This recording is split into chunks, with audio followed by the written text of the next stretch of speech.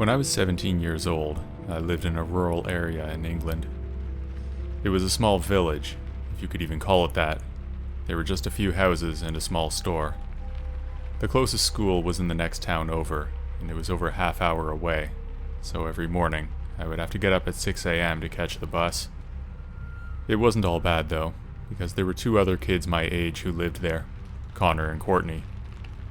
Courtney was a year below me, and Connor was in my class.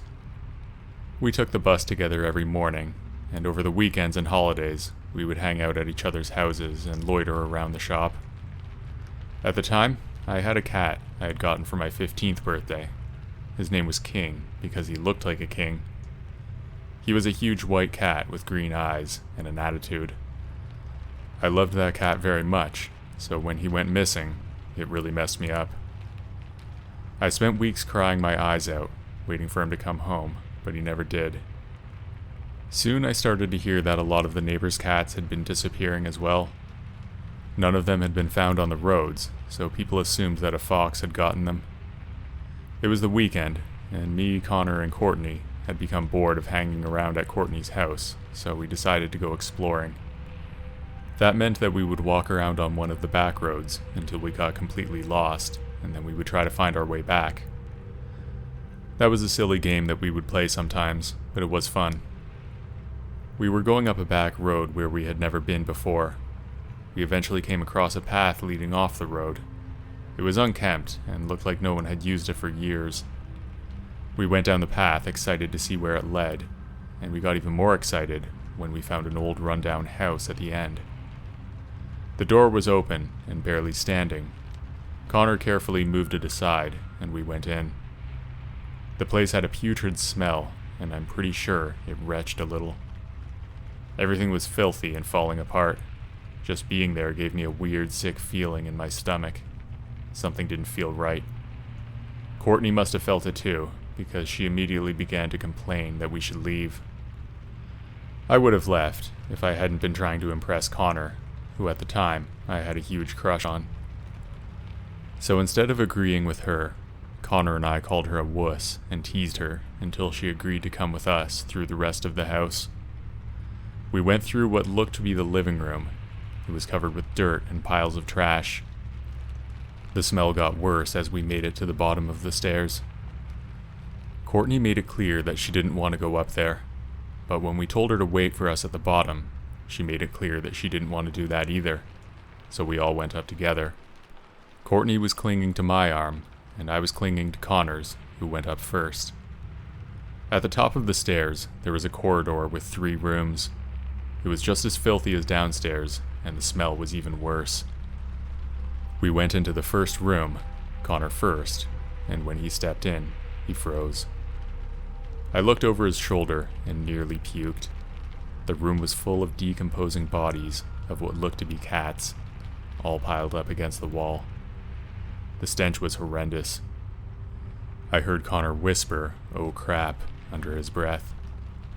I guess Courtney, who was outside the room, heard too, because she loudly began asking what it was. Before I could tell her to shut up, from the corner of the room, something came flying through the air. It hit Connor right in the chest, and then fell to the floor. It was a decaying cat corpse, and it was followed by a deranged scream, saying, "Get out." Then from the same corner stumbled a filthy old man. He staggered towards us. We immediately got out of there. We ran until we couldn't run anymore. Luckily we remembered our way back, but it took us at least 30 minutes to get home. I cried and repeatedly asked Connor if he thought my cat was in there. He just kept saying that he didn't know, and asked me if the man followed us. We finally made it back to Courtney's house.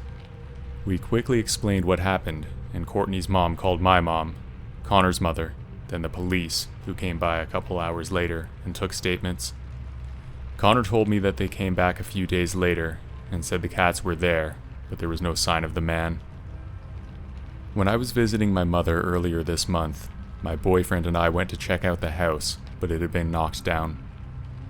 I have no idea what that man was doing there that day, or if he killed all those cats, but I have a feeling that my cat was somewhere within those corpses, and it still makes me feel sick to this day. There are some messed up people out there.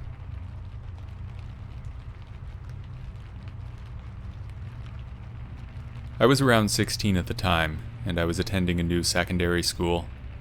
During my early days there, I met a rather charming guy, who we'll call Jacob. Even though Jacob was quite endearing, he seemed to show an unsettling amount of quirkiness. Not the quirkiness that you'll see in those nerdy people who are into Marvel comics like me, but the type that will make you think that this particular person could be a potential serial killer.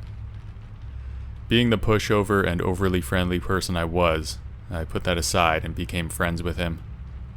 One Saturday afternoon, Jacob invited me over to his place. I didn't have anything else to do, so I accepted the invitation. Around 20 minutes later, he picked me up and took me there, since he was able to drive. When we arrived at his house, I took a look at the property. It was out in the bush, a big property with a main house where his parents and sister lived, then a granny flat about 10 meters from the main house where Jacob lived by himself. I checked my phone for the time. It was around 5 in the evening. It was then that I noticed that I had no cell reception. That was strange because Telstra, the phone company I'm with, is very good with their reception, and normally I can get decent signals even when I'm out in the bush. I felt like I was in a classic horror movie scenario, but I pushed that thought out of my mind. Once we were in his place, we went to the kitchen/living room. He went off to have a shower. As I heard the water flowing in his bathroom, I decided to do a little bit of snooping around. Nothing too privacy invading, just to look at the decor in his place and see what his room was like.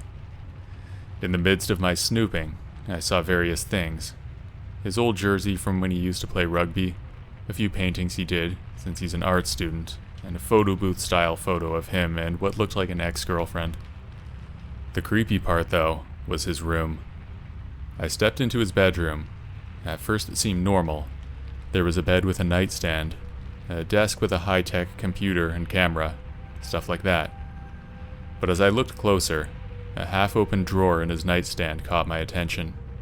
When I looked into the drawer, I noticed something that raised red flags. A big, sharp butcher's knife, rope, handcuffs, and a bottle of something that I couldn't identify. I tried to brush it off, but something in me knew that there was something really fishy going on here. Shortly after that, I heard the shower turn off, so I scurried back to where I was sitting before he had the shower and acted like I was trying to get reception on my phone. He came out of the bathroom, dried and dressed. He made an amusing remark about the reception here. Then he walked up behind where I was sitting and unexpectedly hugged me, then scooped me up bridal style and carried me into his bedroom. These sudden actions made me have a mini anxiety attack, and I was a little bit fearful for my life.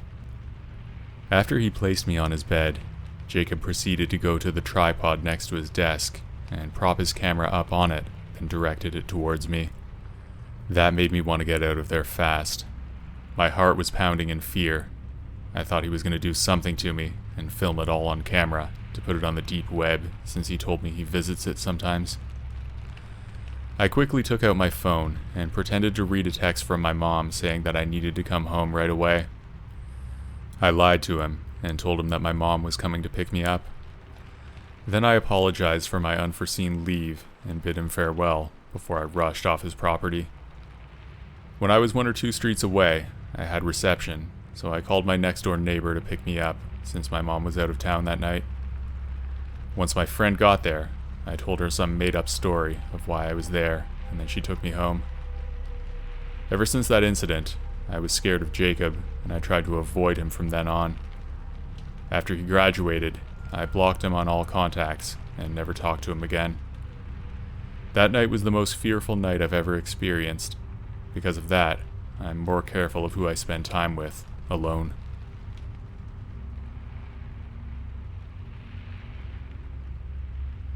When I was 16 years old, I played in a band with some friends from school. Our drummer Randy's family lived at the top of a mountain about 10 miles from our town. We practiced in a small building on their property to avoid noise complaints, which we would surely have gotten in town. The mountain was a labyrinth of unpaved roads, with a few houses separated from each other by stretches of dense forest. I had met a few of Randy's neighbors, and they seemed mostly like normal people who just wanted to live closer to nature. However, Randy's stepdad, Jack, a 6'5" tattooed ex-biker, warned us that he had heard stories of people moving there to hide their drug operations in the woods. Around this time, I had started dating a new girl, but because of her strict family, we'd only been able to see each other at school. However, it turned out that she had a friend who lived on the same mountain as Randy. She decided to sleep over at her friend's house on Friday so that we could come over and see her after practice. I passed the directions she gave me on to Randy, and while he seemed uncertain about them, he agreed to help me find the house.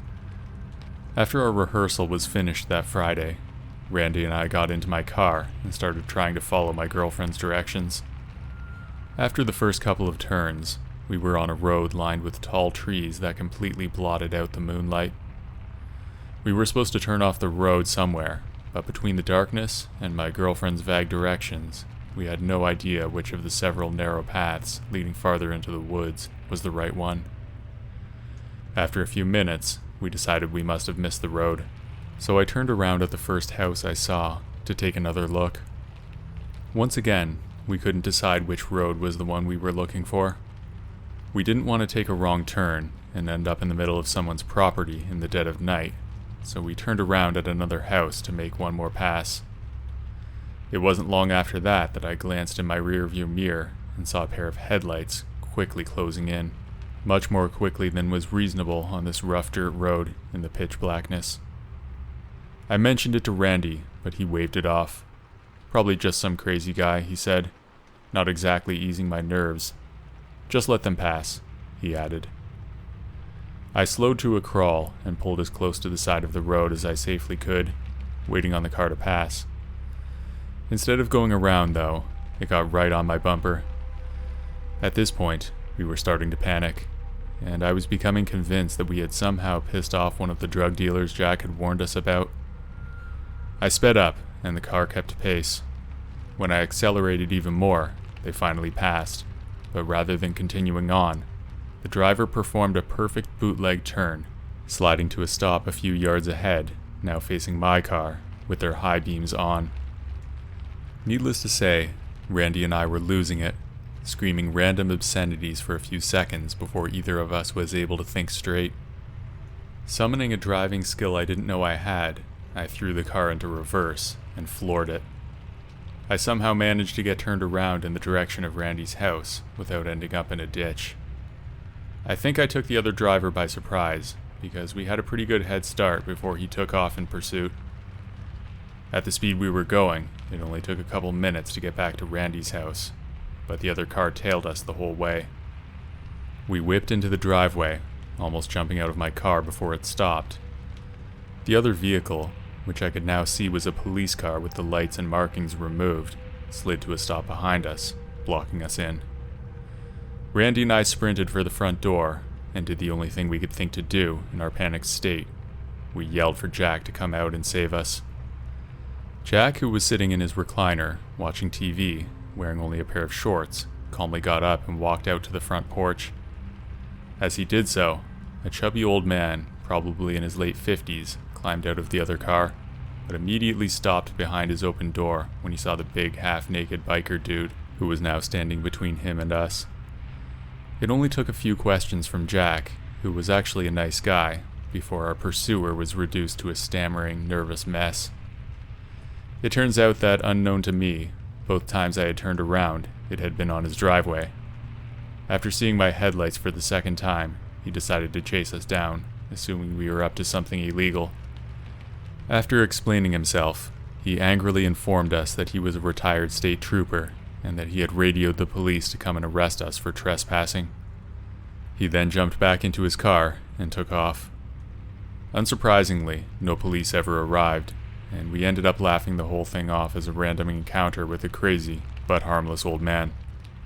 Still, it was enough to scare me, and I never ventured too far from Randy's house on that mountain again.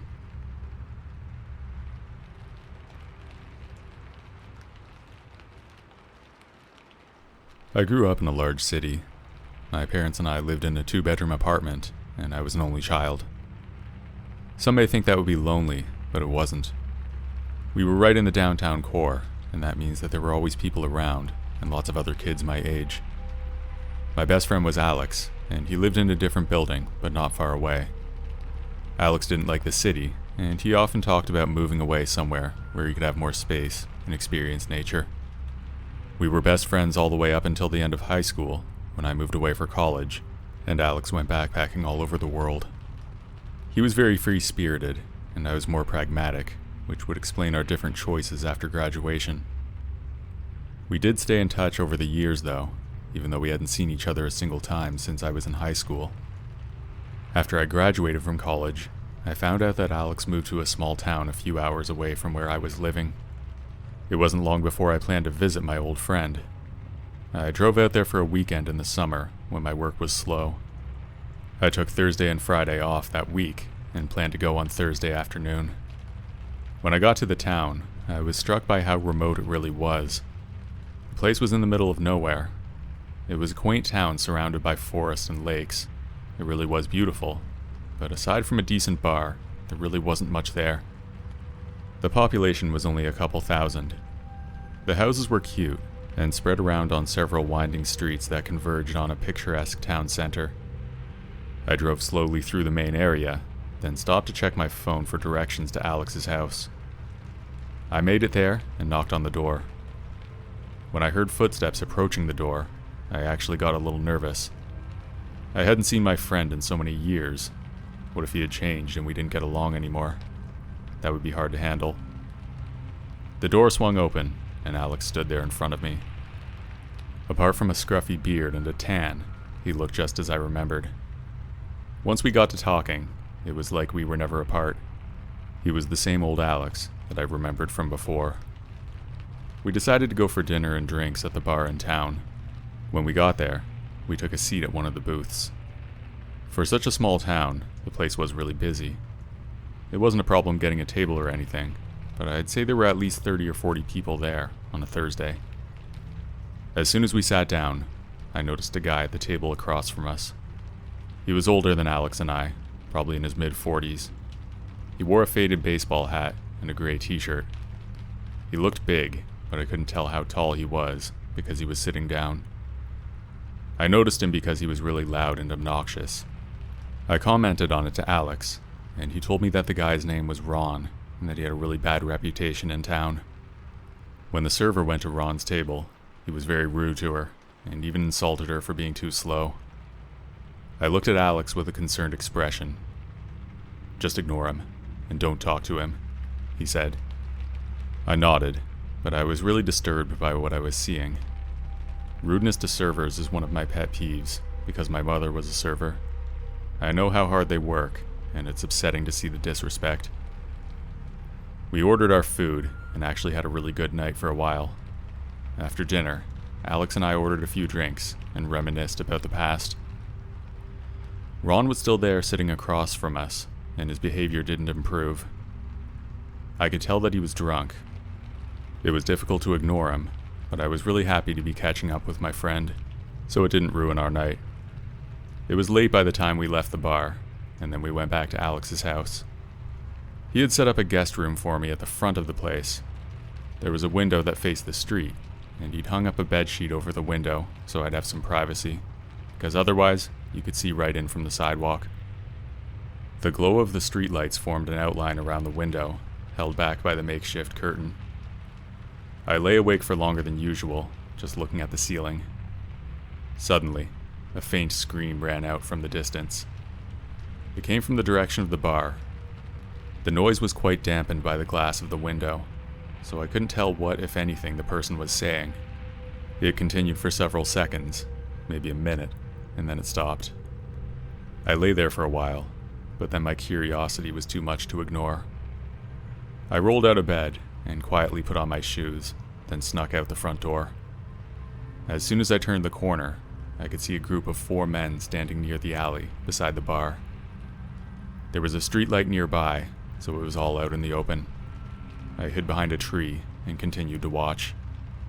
That was when I realized who had screamed. One of the men stepped aside, and when he did, I saw Ron's seemingly lifeless body laying on the ground. He was badly beaten and wasn't moving. I retreated back behind the tree, not wanting to be seen by those guys. After a few deep breaths, I took one more cautious look. Two of the men carried Ron's limp body to a car, which was stopped on the street nearby, and put him into the trunk. That was when I made a run for it. I burst into the house and woke Alex. I told him what I'd seen, then we dialed 911 and told the police what happened. To my surprise, they didn't seem to take it seriously. The cop told me not to worry and that they would look into it. They didn't send an officer over to take a statement or anything. I had just witnessed a brutal beating and possibly a murder, and they weren't even going to do anything. In the morning, we went to the police station, and I told my story again. They then assured me that the case was being investigated, but the details were confidential at the moment. This also struck me as odd, because I was a witness in the case. There wasn't much we could do at that point, and I was way too creeped out to stay there for the weekend. I cut the trip short and drove home that afternoon. There were too many red flags there. Ron was an easy person to dislike based on what I had seen, but he didn't deserve what happened to him. I only hope the police were telling the truth when they said they were looking into what happened that night.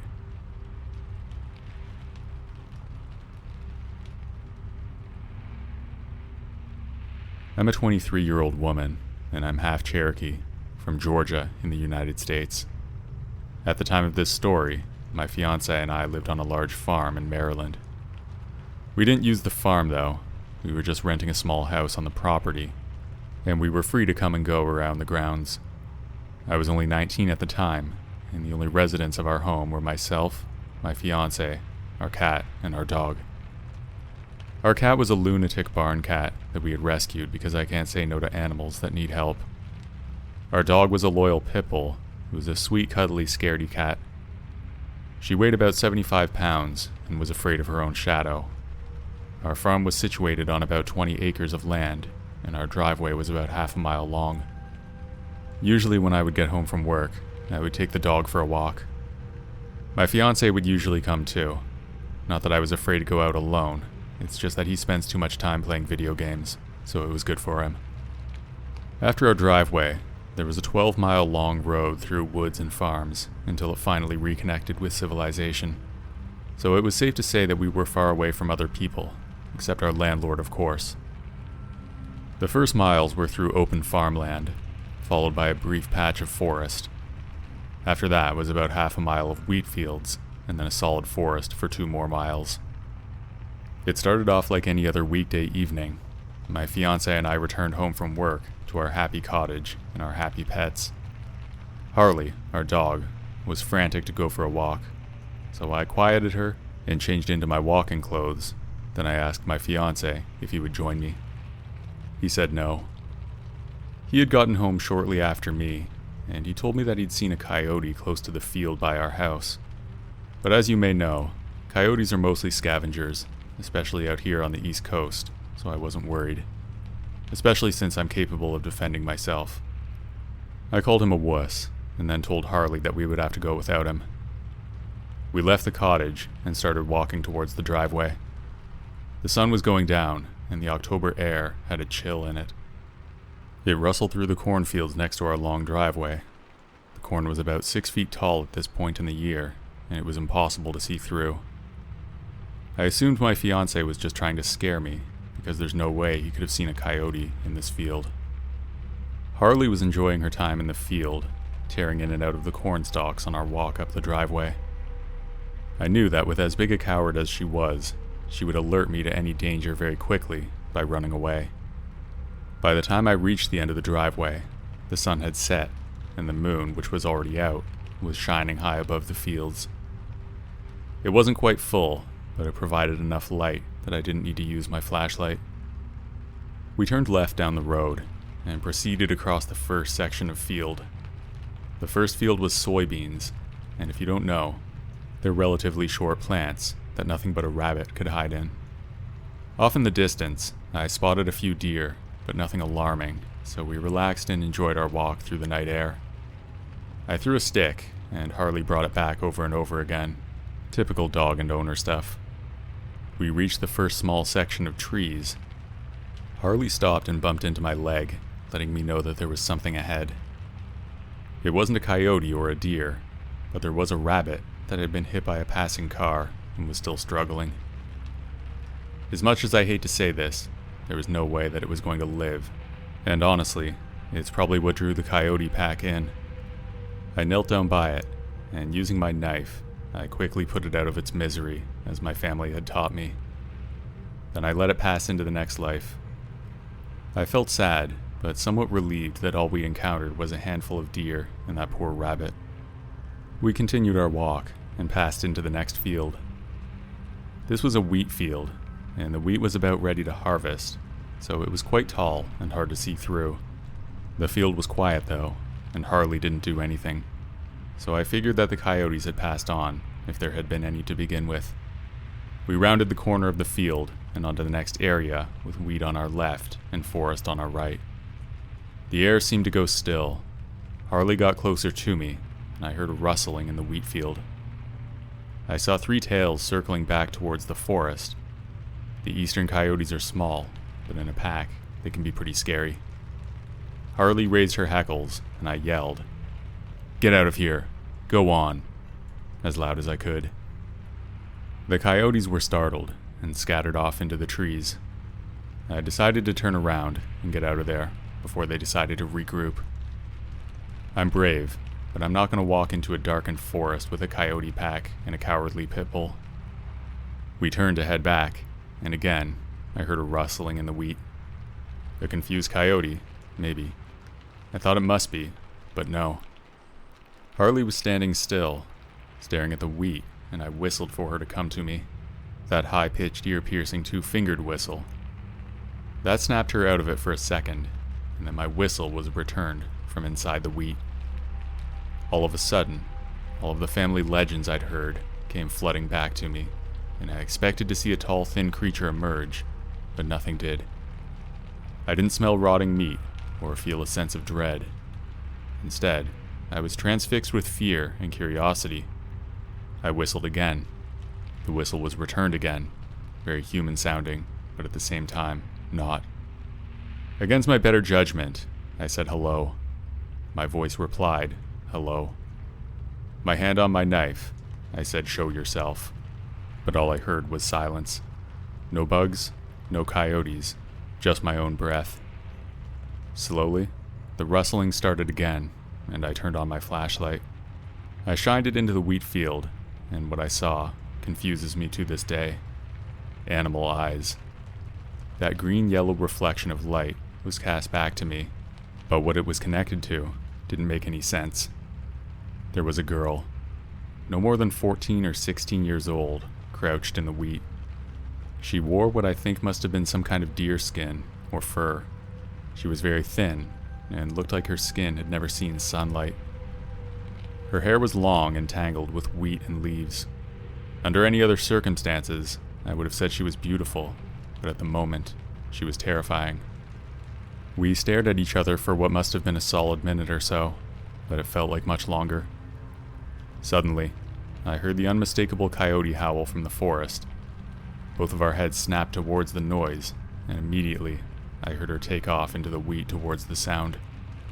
At that same moment, Harley took off towards our house, and I went after her. We didn't stop running until we got to the driveway, and I stopped, because I didn't want my fiancé to know that I was running away from something. I could still hear the howling in the distance, and we started walking at a brisk pace. We made it back to the cottage with no further problems, and I never told my fiancé about it, because I didn't want him to go off with the gun. The girl didn't hurt me, so I didn't think it was right to do anything. I was awoken in the middle of the night by the sound of coyotes outside our cottage. This wasn't unusual, but now I wonder if she was with them.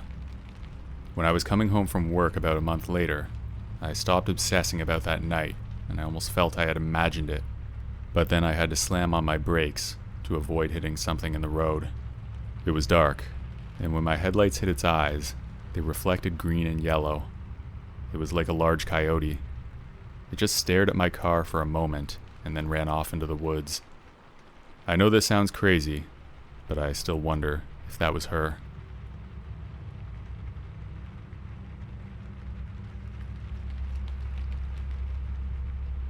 I'm 25 now, but I was 17 when this happened. I'm 6 feet tall, and for lack of a better word, I'm brawlic. I don't scare easily, and I never run from a fight. It was my senior year of high school, and I went to a party with my now ex-girlfriend. I let her drive, which was my first mistake. Long story short, we ended up arguing on the way home. The party was up in the hills. I live in upstate New York in a city called Elmira, and the hills surround my city. So in my drunken logic, I thought I'd hop out of the car while driving home because she was annoying me.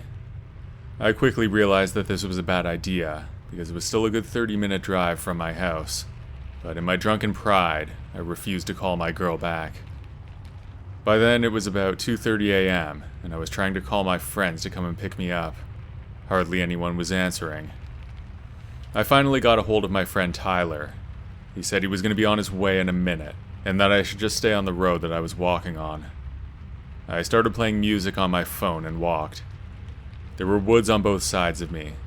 There was the road, then a small ditch, and then a 5-foot incline of straight trees and bushes. It was technically a 2-lane road, but there were no painted lines or anything of the sort.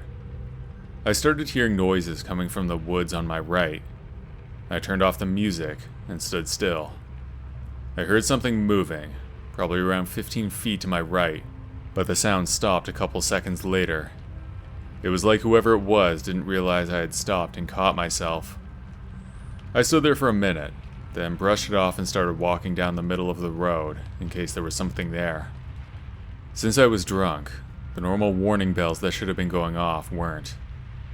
I was just listening to the woods and bugs while walking, which was kind of creepy. Then I heard it again. It was like somebody was walking and not even trying to be quiet. I stopped again. Then the sound started to get louder. Whoever it was walking towards me. I walked around with a box cutter on me at all times. Elmira wasn't the best town, and a fight, or worse, was always around the corner. Look up Elmira, New York on the Urban Dictionary. It's kind of funny, but pretty spot on. At this time, I pulled it out. This huge guy stepped out from the tree line.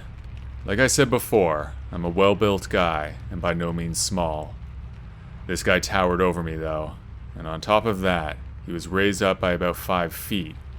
He was wearing a brown Carhartt jacket with the hood up. I could tell he was older because he had white hair in his stubble. He had a weird face. Think like Dolph Lundgren, that weird jawline, all of it. I couldn't see much else of him. Being as drunk as I was and not knowing what to do, I said, "Man, you scared me. How you doing?" He just stood there, said nothing. He stared at me, with his hands in the front pockets of his jacket. This dude gave me a really bad vibe, so we had a staring contest for about 30 or 45 seconds, but it felt much longer, and then I said, "You good, bro?" Still nothing. I started walking sideways so I could keep an eye on the guy, and then I pulled out my phone and called Tyler to see where he was. The dude didn't move, he just turned his body and kept staring at me. By then, I was walking backwards to keep my eyes on him, and then Tyler told me he was close. While talking, I noticed that the dude disappeared. I started hearing more noises in the woods. I told Tyler to hurry up. At this point, I was on the opposite side of the road with my box cutter, walking sideways and staring at the woods. Tyler finally pulled up. I told him on the phone what was happening, and he got out of his car. Then everything went silent, so we turned the flashlights on our phones and started looking into the woods. We heard people talking and murmuring, then a lot of noise. Like 5 to 10 people were breaking branches to get to us. We looked at each other and booked it to his car. As we were pulling off, 3 or 4 shadows jumped out onto the road and stared at the car. The question is, what were those people doing out there in the middle of nowhere, with no flashlights or anything, at 3 a.m.? I have no idea, but I'm glad my ride pulled up. I'm also glad I made sure to talk loud on the phone and let him know I was being picked up. I don't mess with the woods now, for good reason.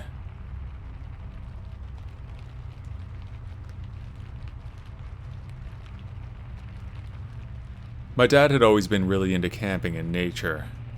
He and my mom had gone on a few trips before, but I was too young. When I was around 9 or 10, I went with them for the first time. Where we were going, it was only accessible by canoe. My dad thinks that real camping has to be difficult, otherwise what's the point? My mom had taken me and my brothers to a campground once. It had car access and public washrooms, and my dad scoffed at it. I could see where he was coming from. You might as well just camp out in the backyard if you're going to do that.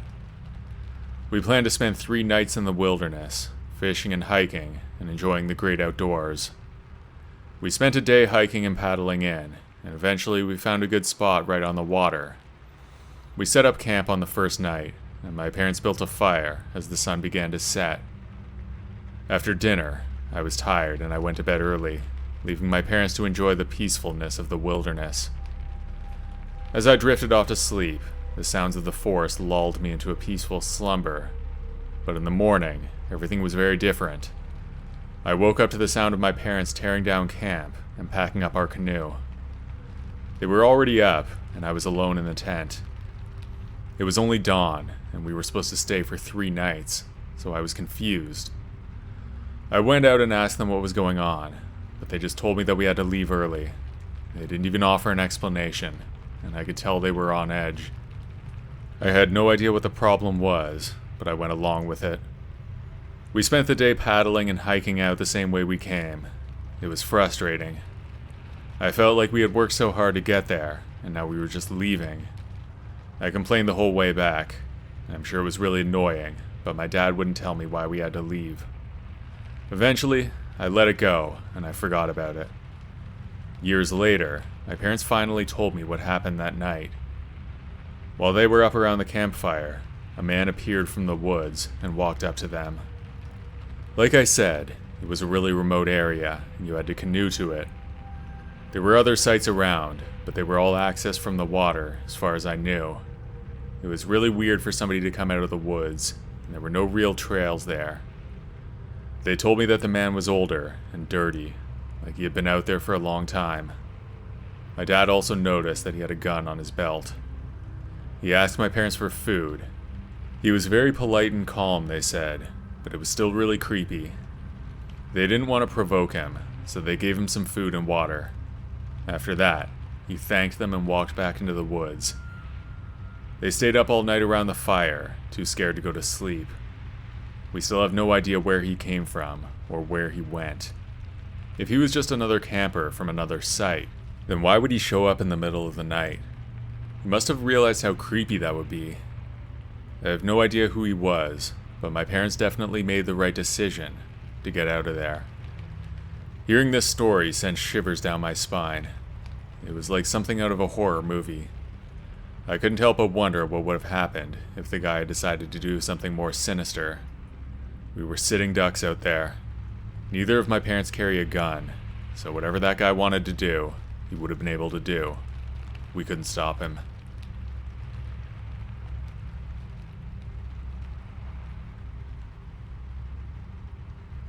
This happened in the summer of 2002. I was 28 years old and living on my own in Montana. I had always loved hiking, so this part of the country was perfect for me. There was something about being out in nature that made me feel alive, so when my friend Doreen suggested that we go hiking on a remote trail, I jumped at the chance. We would have to book a cabin in the area, which was fine with me because I always loved planning things like that. We started early in the morning, hoping to beat the heat. The trail was beautiful, winding through dense forests and rocky terrain. We talked as we walked, enjoying each other's company and the peaceful surroundings. For most of the morning, we didn't see another person at all. We knew there were other hikers out there because we had seen footprints and the occasional cigarette butt. But it was so vast that we never saw any of them. After a few hours, we stopped for a break and sat on the side of the trail. That's when we saw a man, standing a ways down the trail, He seemed to be watching us. He looked out of place. He wore a tattered brown coat and had a wild gray and brown beard. He didn't look like a hiker. He wasn't dressed for it. It was a hot day in the summer, and this guy was dressed like it could be a cool day in autumn. I don't know how he wasn't sweating to death. The creepy part, though, was that he was staring at us. Doreen and I looked at each other. I could tell that she was scared. She probably sensed the same thing from me. We didn't know what to do. We considered turning back, but we'd already come so far, and we were both determined to finish the hike. We decided to keep walking. We hoped the man would stay put, and we wouldn't have to run into him again. But as we rounded the bend in the trail, there he was, standing in the middle of the path. He looked even more scary up close.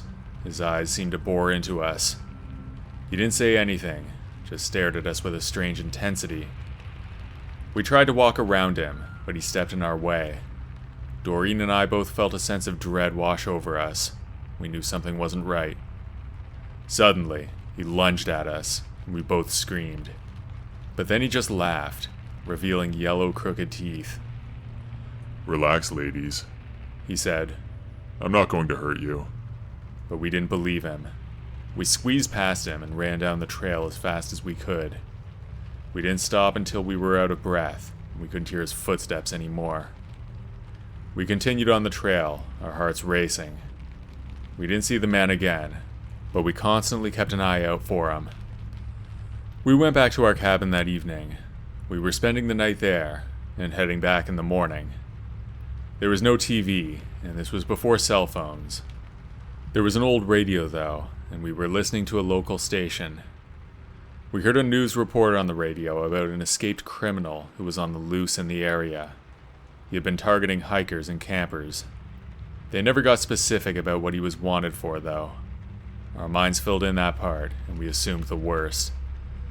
Doreen and I both looked at each other, probably thinking the same thing. We immediately called the police and told them about the man we had seen on the trail. We described him as best we could and gave them the location of where we had seen him. The police arrived at our cabin later, and we gave them every detail about what happened. We didn't know if they'd be able to catch him, but we knew we had to do everything we could to help. The next day, the police called us with an update. They had to close down the trail for the time being, because our description matched the man they were looking for. They didn't want anyone else to end up in a situation like we found ourselves in. We heard that the man was eventually caught. It turned out he had been camping out in the park for a few weeks at the time when we saw him. They told us that we were incredibly lucky, because he was probably getting pretty desperate for food and money. He most likely would have done something if we hadn't run away when we did. We drove home that day as planned. As crazy as the experience was, we did get over it, and we still hit the trails at least a few times every year.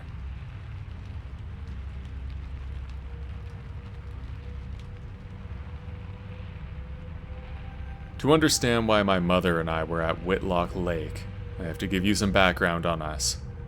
My mother and I run a wreath business in a quiet northern Michigan town.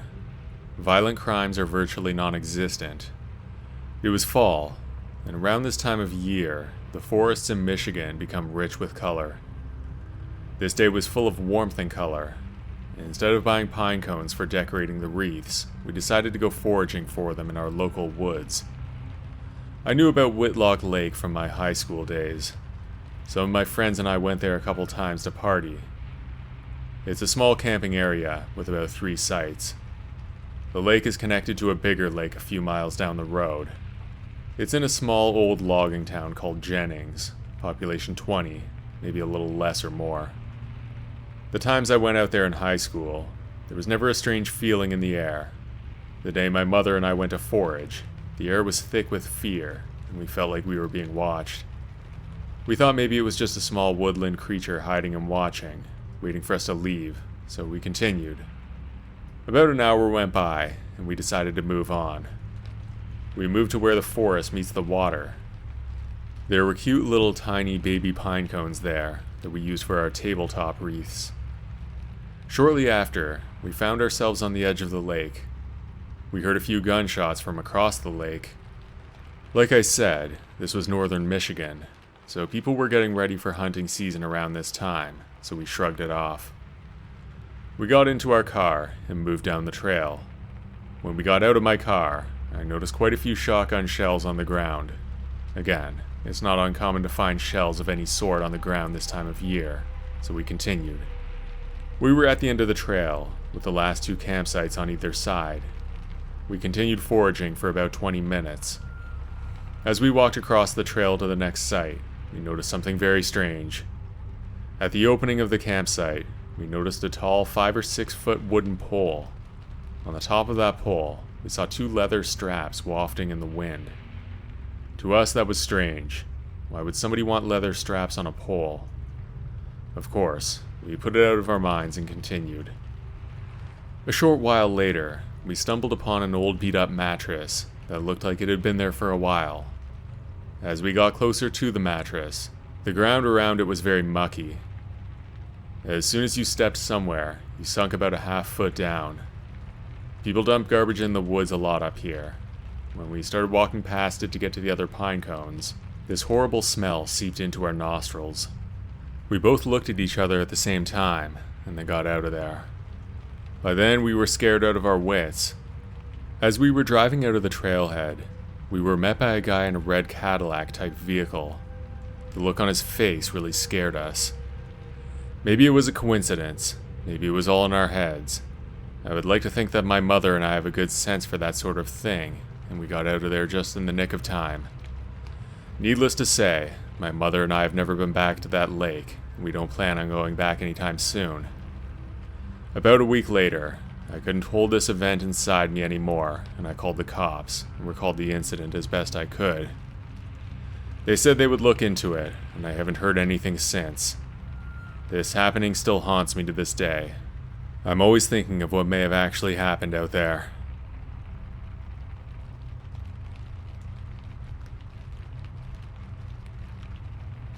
This happened when I was 13 years old, and it's part of the reason that I'm still scared of the dark.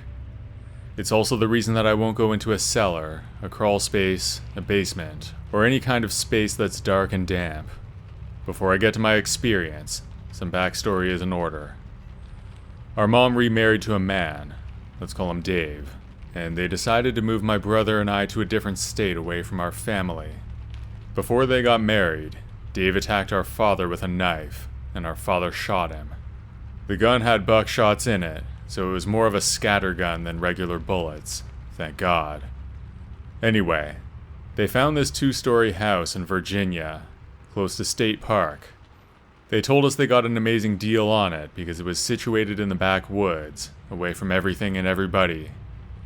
At the time, my brother Eric and I hadn't seen it yet because we were living with our grandmother and going to school until they could get everything moved in.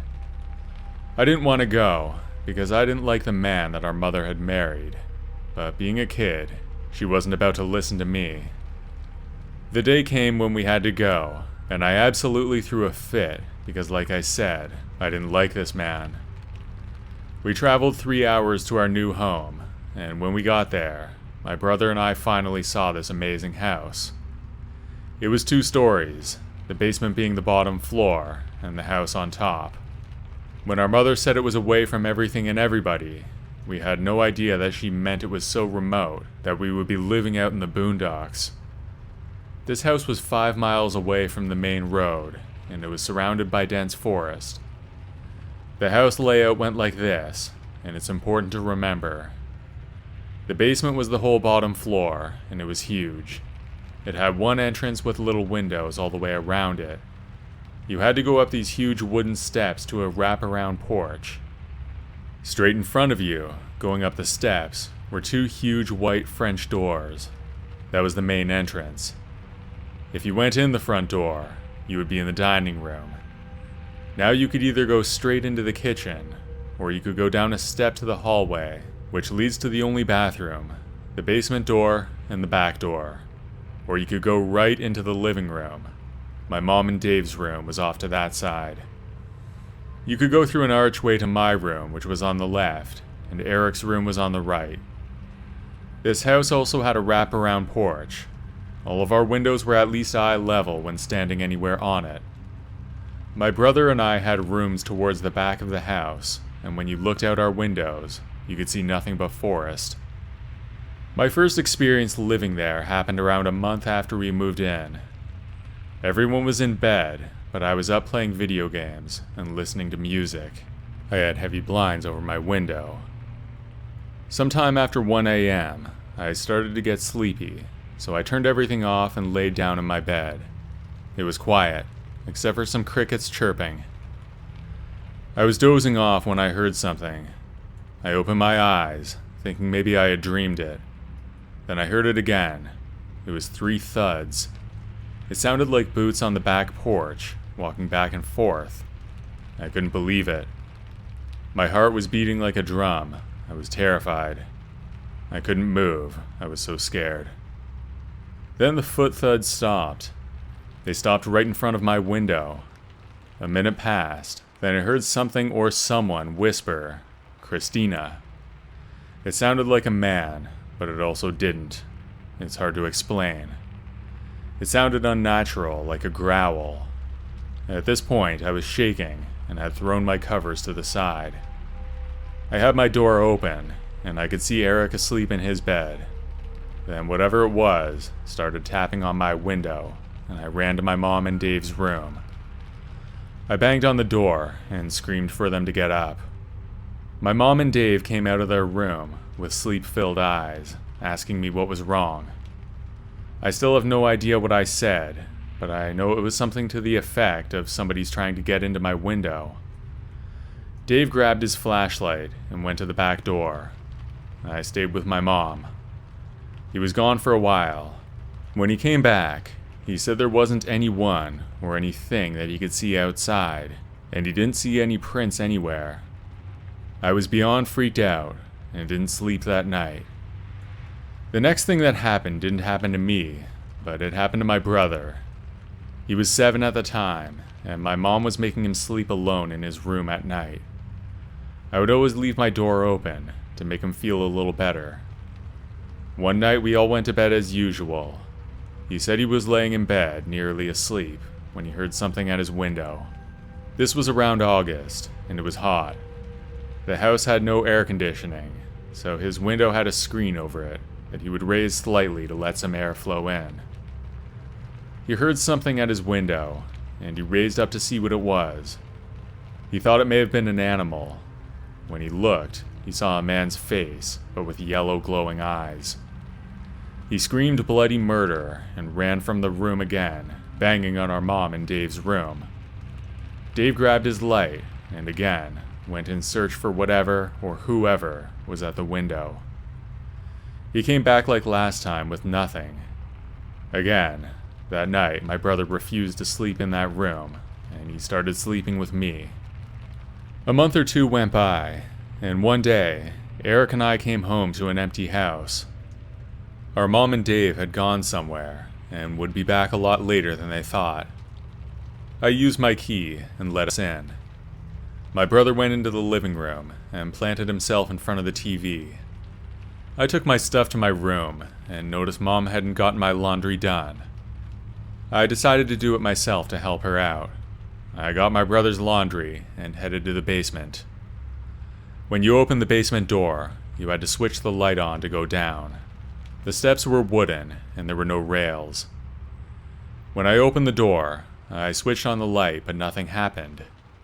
I could see a little because of the sunlight coming through the windows.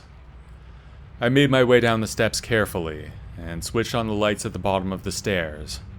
To my relief, it worked and showered the basement in light. I made my way over to the washer and dryer and got started on the heap of laundry that I had in my hands. I was working, not paying attention, when the smell hit me. It smelled like rotting meat and smoke. It turned my stomach. I started looking for the source of the smell, and when I looked far back to the corner, I saw something. I thought it may be an animal that fell down the old coal chute that ran into the house. Dave hadn't blocked it off yet. I went closer. That was a huge mistake. I saw a child reaching out his arms. I was so shocked that I fell back. This child started to crawl towards me and grabbed my pant leg. I kicked and screamed, then closed my eyes thinking this is it. This is how I'm gonna die. Then my brother called out from the stairs. "Hey Chris, you okay?" I opened my eyes, and there was nothing there except a small handprint on the bottom of my jeans. I didn't think twice. I ran up the stairs, dragging my brother with me. I slammed and locked the basement door when I got to the top. When our mom and Dave got home, I told them what happened, but they didn't believe me. They thought both my brother and I were making things up. They thought we were acting out because we didn't want to move there in the first place. I couldn't believe it. Our own mother didn't believe us. I was shocked and upset. After that, I refused to go into the basement or let Eric go down there. Then one day, we came home from school, and our mother told us that she had something happen to her. She was cleaning as usual, and she heard a child laugh. She thought it was us, and got upset because she thought we had skipped school. She came out of her bedroom into the kitchen, and saw a little girl in a blue dress standing there, holding a teddy bear. She was shocked. Then the little girl raised her arm, pointed her finger to her, and said, "He's coming for you." Then she disappeared. My mom was so scared that she ran from the house to the barn and stayed there until Dave got home. She apologized to us, saying she was sorry for not believing us to begin with. Not long after that, Mom and Dave divorced, and we left the house for good.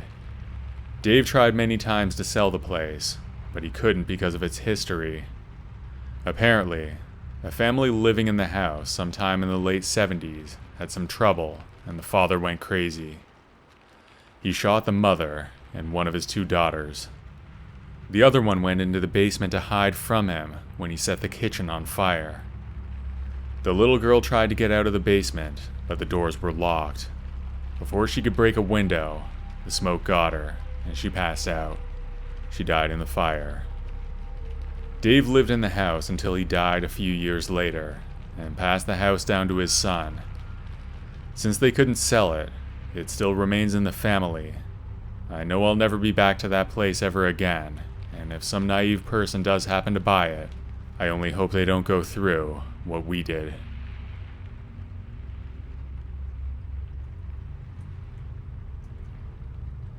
I live in a small town in Alberta, Canada. This happened last summer when I went on a day hike by myself. I decided to explore a trail that had been recommended to me by my friends. Little did I know that this hike would end up the way it did. I parked my car at the front of the trail. It was just a day hike, nothing overnight, so all I had was a small backpack that was mostly filled with water. I also had a lunch and a raincoat, just in case. I figured if anything else went wrong, then I could get back to my car within a few hours. The trail seemed less traveled. It was surrounded by tall trees and thick underbrush. It was the perfect setting for a day hike. I laced up my boots, adjusted my backpack, and set off on the path. It was not the most remote trail I had ever done, but once I got in there, it felt like I was miles away from civilization. The noise from the road was basically gone after 10 minutes of walking. The air was fresh and crisp as I ventured deeper into the wilderness. After hiking for a while, I noticed something out of the ordinary. It was in the middle of the trail, and it looked like some kind of a rock, but something looked different about it. I stood over it for a few seconds, not knowing what it was. I bent over and picked it up, because I was curious. As soon as I lifted it up, I could tell it was not a rock, because it was too light. As I examined it, I soon realized that I was holding a piece of a skull, and I was pretty sure it was from a human. I knew what deer and bear skulls looked like, and this wasn't one of them. I quickly put it down, not wanting to disturb the scene any more than I already had. I turned around and started walking back quickly. My hike was over. I had to report what I found. As soon as I reached my car, I pulled out my phone to check if I had service. I did. I called the police and told them everything. I waited there in my car until they arrived. When they did, I showed them where to find it. As it turned out, the piece was indeed human. It belonged to a hiker who went missing the year before. The hiker was already confirmed dead, because other bone fragments had been found already.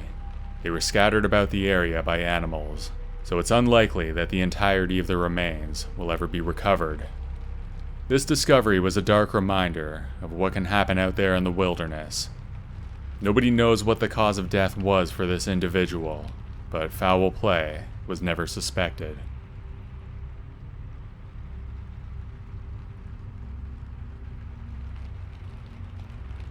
My husband George and I were fortunate enough to own a charming cottage on the shores of a secluded lake. We had bought it only a few months before this happened, and it was our second visit to the place.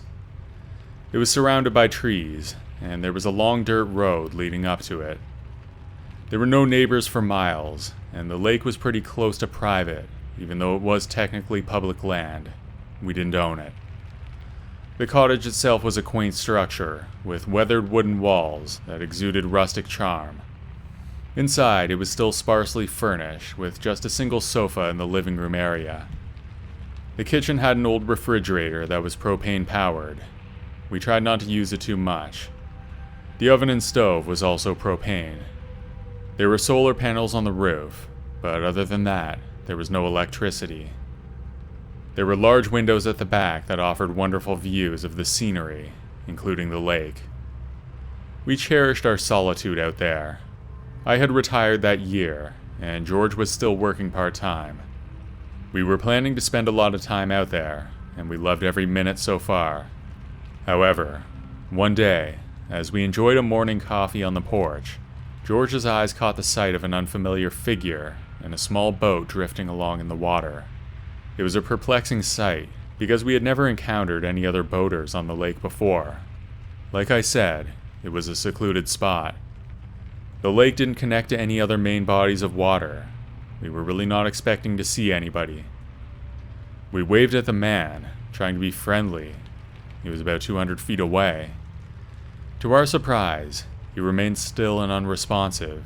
He was looking straight ahead in our direction. We thought that was rude, but we continued with our day. The following day, we went about our routine, but we noticed the mysterious man was there again. He sat in that same small boat, motionless, positioned just off the shore, his gaze still fixed upon our cottage. His presence unnerved us, but we tried to dismiss it, believing we could be overreacting. It was hard to make sense of it, though. He didn't seem to be fishing or anything. We were really confused about why he was there. We also wondered where he was going at night. We had introduced ourselves to all the others in the area, and we were pretty sure he didn't have a place nearby.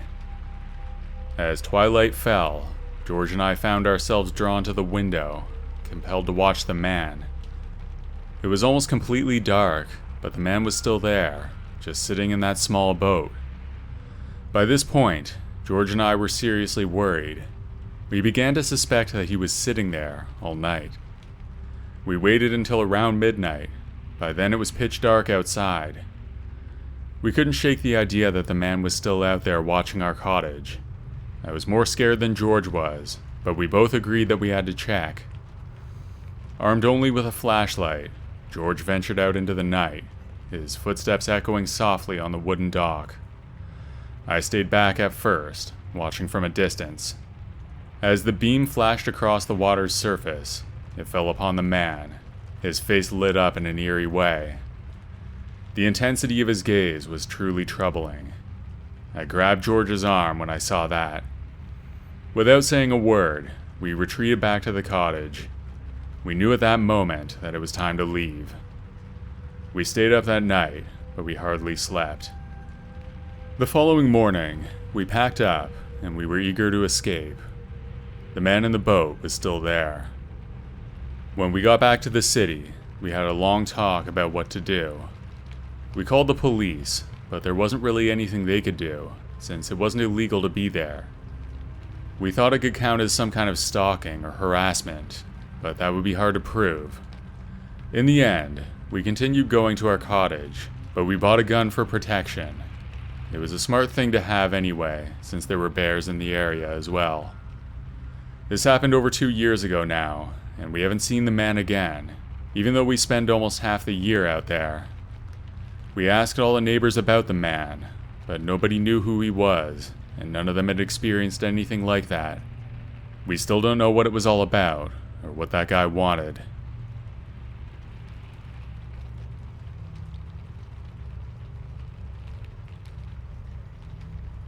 I was around 6 or 7 years old. We had made what at the time was a regular trip to visit my uncle on his farm. I was especially delighted because my favorite cousin Jess was going to be there too. She was 6 months older than me, and anytime we were together, we were partners in crime. We were all pretty familiar with my uncle's land and most of the woods and other surrounding areas. We were always taking long walks or going on my uncle's four-wheeler and exploring. Most of these trips were uneventful. That was until this day in June in the early 90s. I only remember it was June because it was summer, but we had not had our big 4th of July party yet. Jess and I set off walking down the dirt road that ran from my uncle's place. Just a little ways down was a small creek. If there was a lot of rain, then it would flood and wash out the bridge, but this day, the creek was bone dry. We loved it when it was dry, because that meant we could hunt for interesting rocks and arrowheads. We even found a half-finished hatchet head once. So there we were, walking along this familiar creek bed, chatting about a lot of nothing, when I spotted something on the bank, almost parallel with us, and it was massive. I froze and grabbed Jess's hand, then I pointed with the other one, and I realized what we were looking at. We had a full broadside view of a large black bear.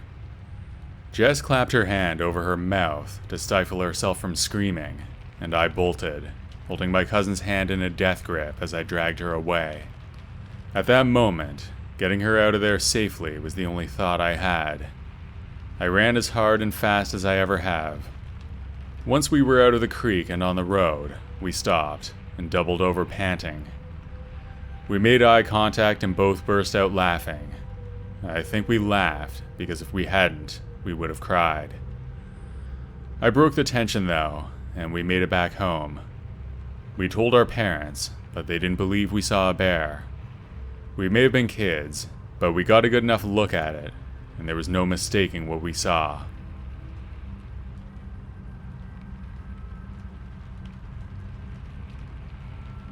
I'm a 28-year-old guy from Canada.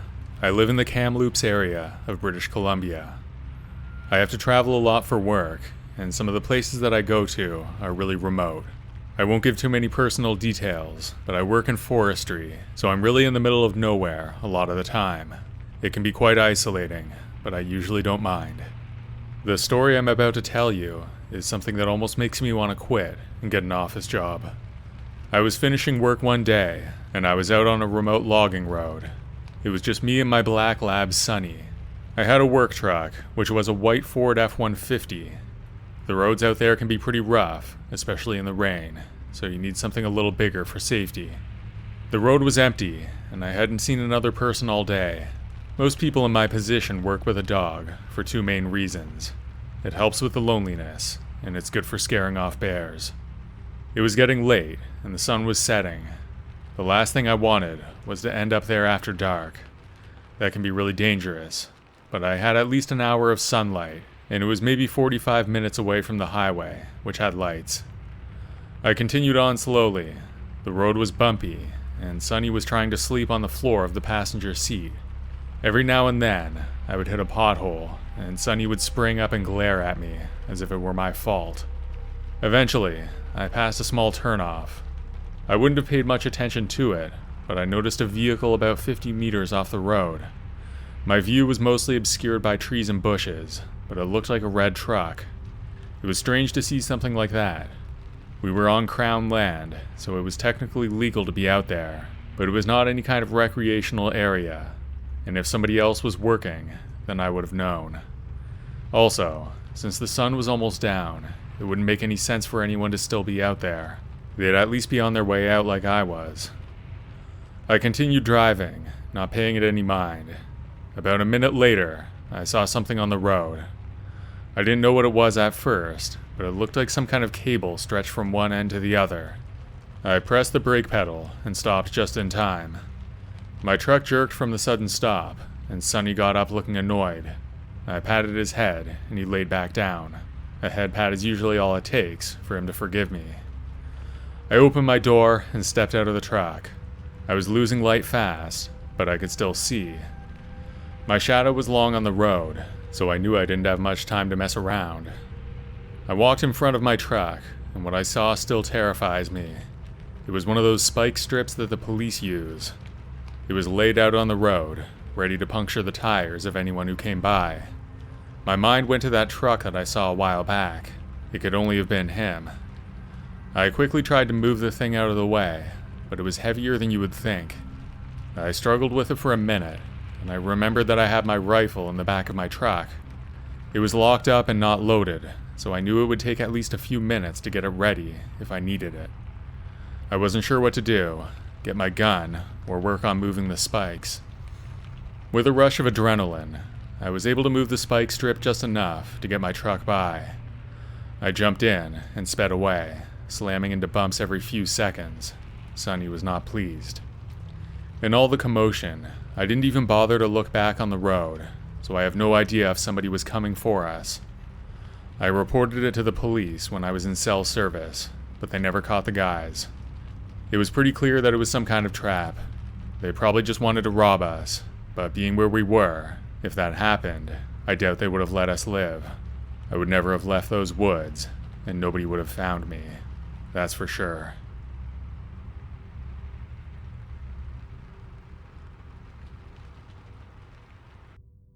My wife and I decided to rent an Airbnb cottage in a pretty remote area.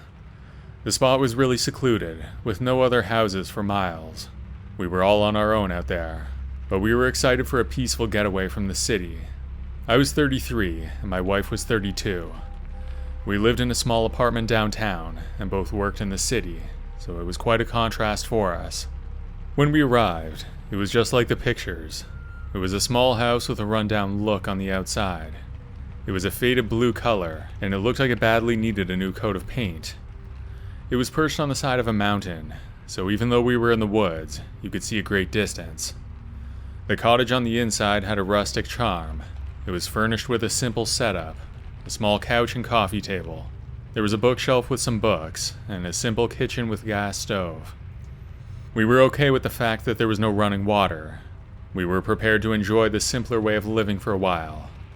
The lack of cell service also meant that we could truly disconnect from the digital world and be present in the moment. The vastness of the surroundings were both breathtaking and a bit overwhelming. With no neighbors to be seen, it felt like we were the only people in the world.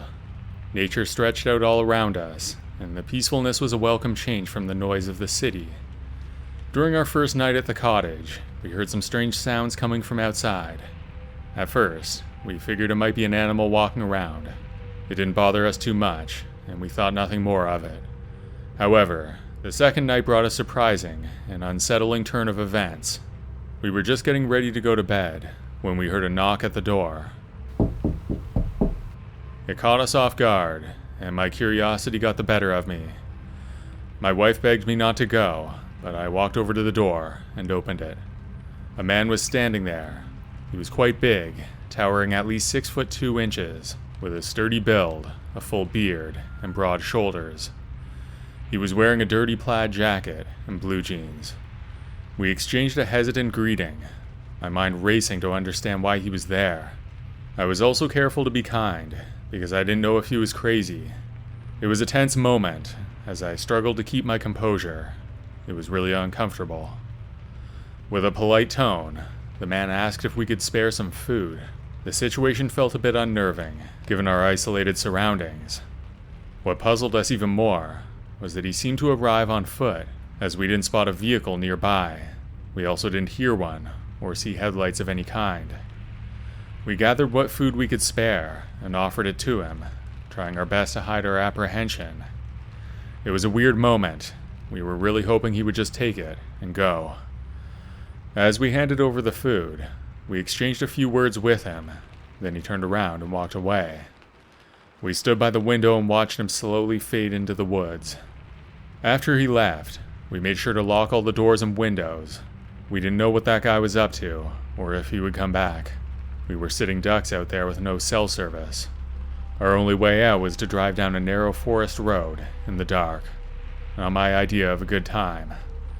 Fortunately, I had my gun with me. I definitely didn't want to use it, but I took some comfort in knowing it was there. As we lay in bed, we talked quietly about what happened. We were both creeped out, but we didn't know if we were overreacting. In the middle of the night, the silence was broken by some noises. We heard a rustling from outside. It happened for a few minutes, and then we heard the knob on the front door rattle. We were sure it was that guy from before. My attention then turned towards the window, and I saw the silhouette of a man's shadow. It looked like it could have been that guy, but the scariest part was that there were at least two of them, one at the window and one at the door. We were surrounded. I had no idea who those people were.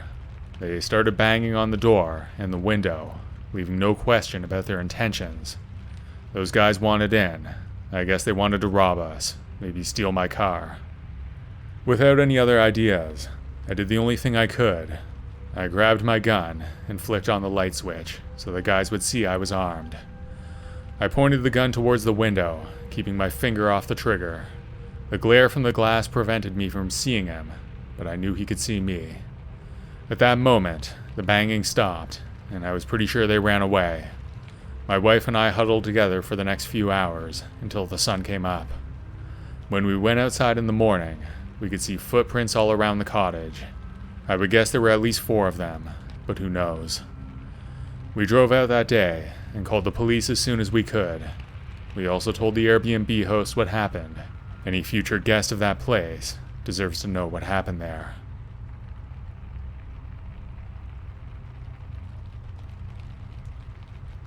Driving across the country all by myself was a big adventure for me, especially at my age. I was only 19 at the time, and I recently got my first car. It was after my first year of college, and I was going to visit my best friend from school in his hometown. I got up early and packed up my car, then set off. It was just me by myself. I was a little nervous, but I had my phone for directions. Otherwise, I probably wouldn't have done it. As I drove through cities and towns, I saw many different things, from tall buildings to open fields. The scenery changed a lot. I stopped at a roadside diner on the first day at around 3 p.m. It was in a really small town with a quaint charm. I considered staying the night, but it was too early, so I kept driving. At around 9 p.m., it was pretty much dark. I was too scared to drive at night, so I wanted to find a place to stop. I came upon a tiny town that seemed almost forgotten.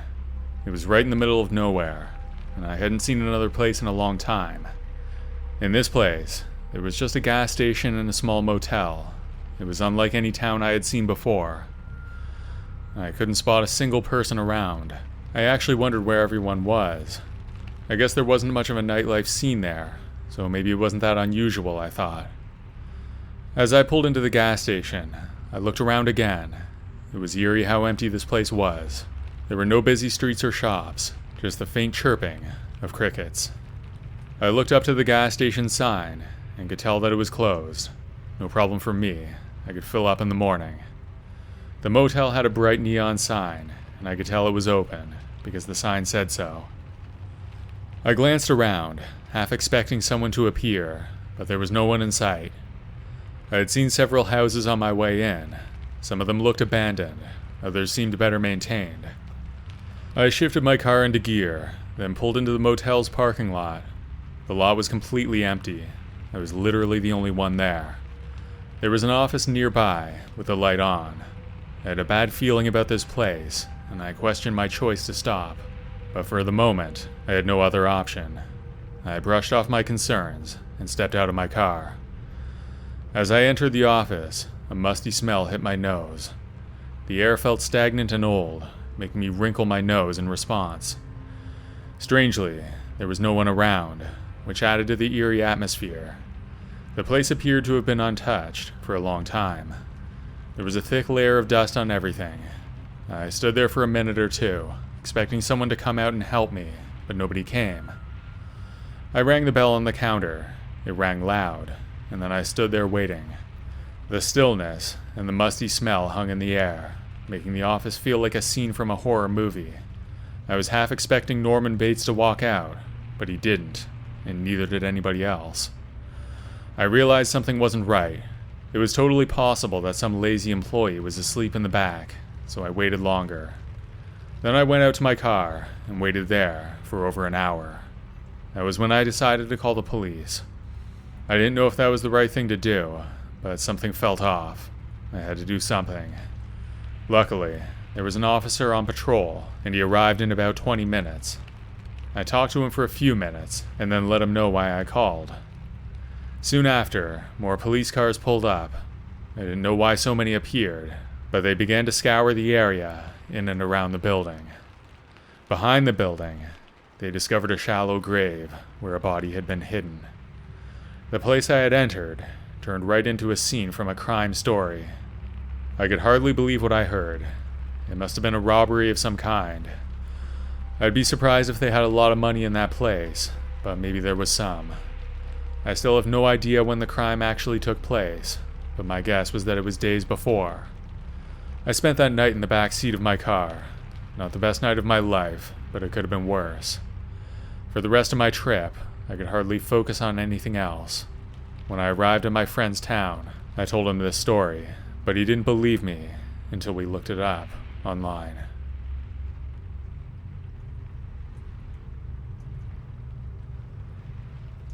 I started walking in the morning over the past few years. I've lost over 200 pounds, and I'm also trying to tone things up. I get my sister-in-law to walk with me sometimes. I'm a good influence on her, and I tend to be her safe place. On our walk the morning of Sunday, August 6th, 2023, instead of walking through the sand dunes and on the rocks, I decided to walk straight. She looked at me and said, "Girl, last time you said that, we almost died." I had saved her from being hit by an inattentive driver before. We walked the 2 miles on the bike path, and things were normal. We made it about a mile from my house, still in the middle of nowhere though, and started hearing rocks being tossed and kicked up on the train tracks. I joked that it was a skinwalker, and she said, "With your luck it probably is."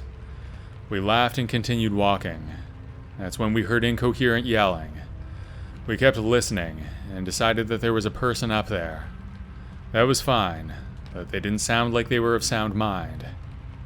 I told her that since we both have cancer and medical backgrounds, we can't in good conscience keep going, considering there were freight and metros coming through there constantly. She put her head down and said, "Come on." We walked into the clearing and up to the tracks. Of course, there was an older gentleman on the tracks. He looked to be distressed, and I'm going to guess that he was on some sort of downer. He was hooting and hollering to himself, bending over at times and banging rocks. I walked up to him and said, "Hey sweetie, what's going on? What you doing up here on these tracks? There's fixing to be a metro coming through here in about 10 minutes. We don't want to see you get hurt." It didn't seem to faze him, and he kept walking. My sister-in-law said, "No, I'm not doing this. I just worked overnight. I'm calling 911. I got that his name was Ray, and I introduced us to him. I let him know that I'm Becca, and that's Gina. Gina was on the phone, relaying the information to dispatch, and I called non-emergency for the village, thinking it may be quicker. That's when I heard the train horns. Ray was doing his thing in his own world. I was watching and relaying stuff to the dispatcher. Then the dispatcher said, "Is that the train?" I'm not sure what I said, but I knew the metro was flying down the tracks, and we were flying through the air, shoving Ray off the tracks. The poor guy looked so startled, and he looked up at me. He said, "What you doing, girl?" I kinda yelled and said, "Mr. Ray, you almost got hit by a metro." Gina got up out of the bushes, swearing, and called 911 back. She told them it had been 20 minutes, and that they just pushed this guy off the tracks. She was tired and did not want to deal with this BS today. They told her to stand by the street and flag the cop down. We were in the country and there was nothing out there. She went to the road and I stayed behind, just following Ray to make sure he was okay until the police came to get him some help. Dispatch called me back, saying they weren't sure where we were. They told me that the Metro called about people on the tracks though. I gave them the best information I could on our location. Gina then flagged down the police, who passed her once already out on the road. I was trying to convince Mr. Ray to get on the opposite side of the tracks, or to let me walk him away somewhere. I don't think he was comprehending what was going on, to be honest. And to my horror, the northbound Metro was coming back. Ray started walking kind of fast at this time, but he definitely wasn't faster than the Metro. I had to run at that poor man again and tackle him out of the way. The police and Gina were walking back up to us, and they had seen the entire thing. The train was so close that it sucked my hair back and it came out of my hair tie.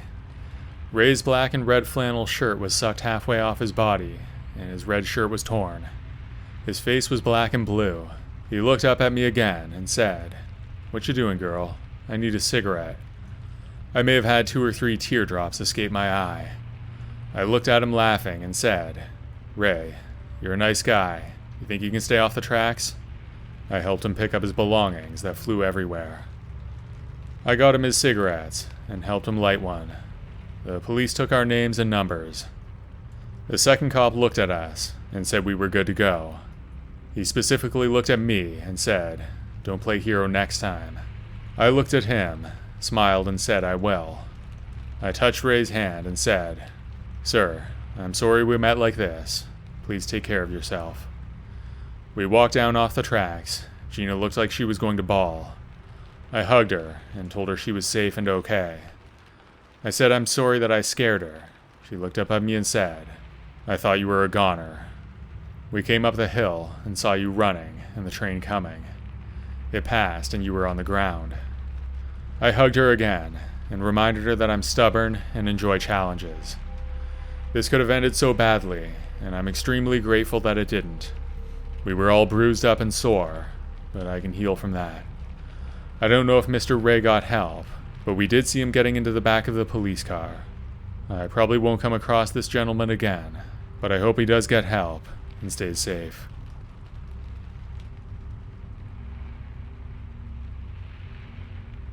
A few years ago, my wife and I rented a cabin for a long weekend. We wanted something secluded, away from the city. After some searching, we found a cabin located in a remote area, surrounded by woods and nature. It looked great, but to be honest, it was really even more secluded than we originally wanted. Access to the area was bad. We actually had to rent a 4-wheel drive vehicle just to get in. That was an extra expense, but we decided to go for it anyway. According to the owner, the property was over 100 acres. Beyond that was public land. The borders were not clearly marked, but we didn't think it would matter anyway. We weren't planning on doing any hunting or anything like that. We arrived at the cabin on a Friday afternoon. The place was even more beautiful than the pictures had shown.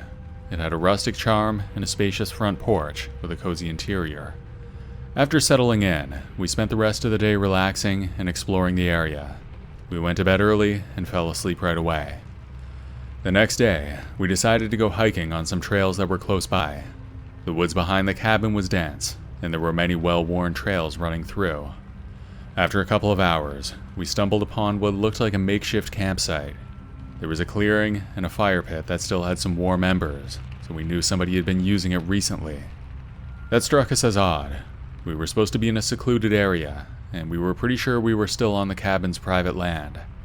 We didn't worry about it for the rest of the day, and we returned to the cabin as evening set in. After dinner, we sat on the porch, enjoying the last hour or so of sunlight.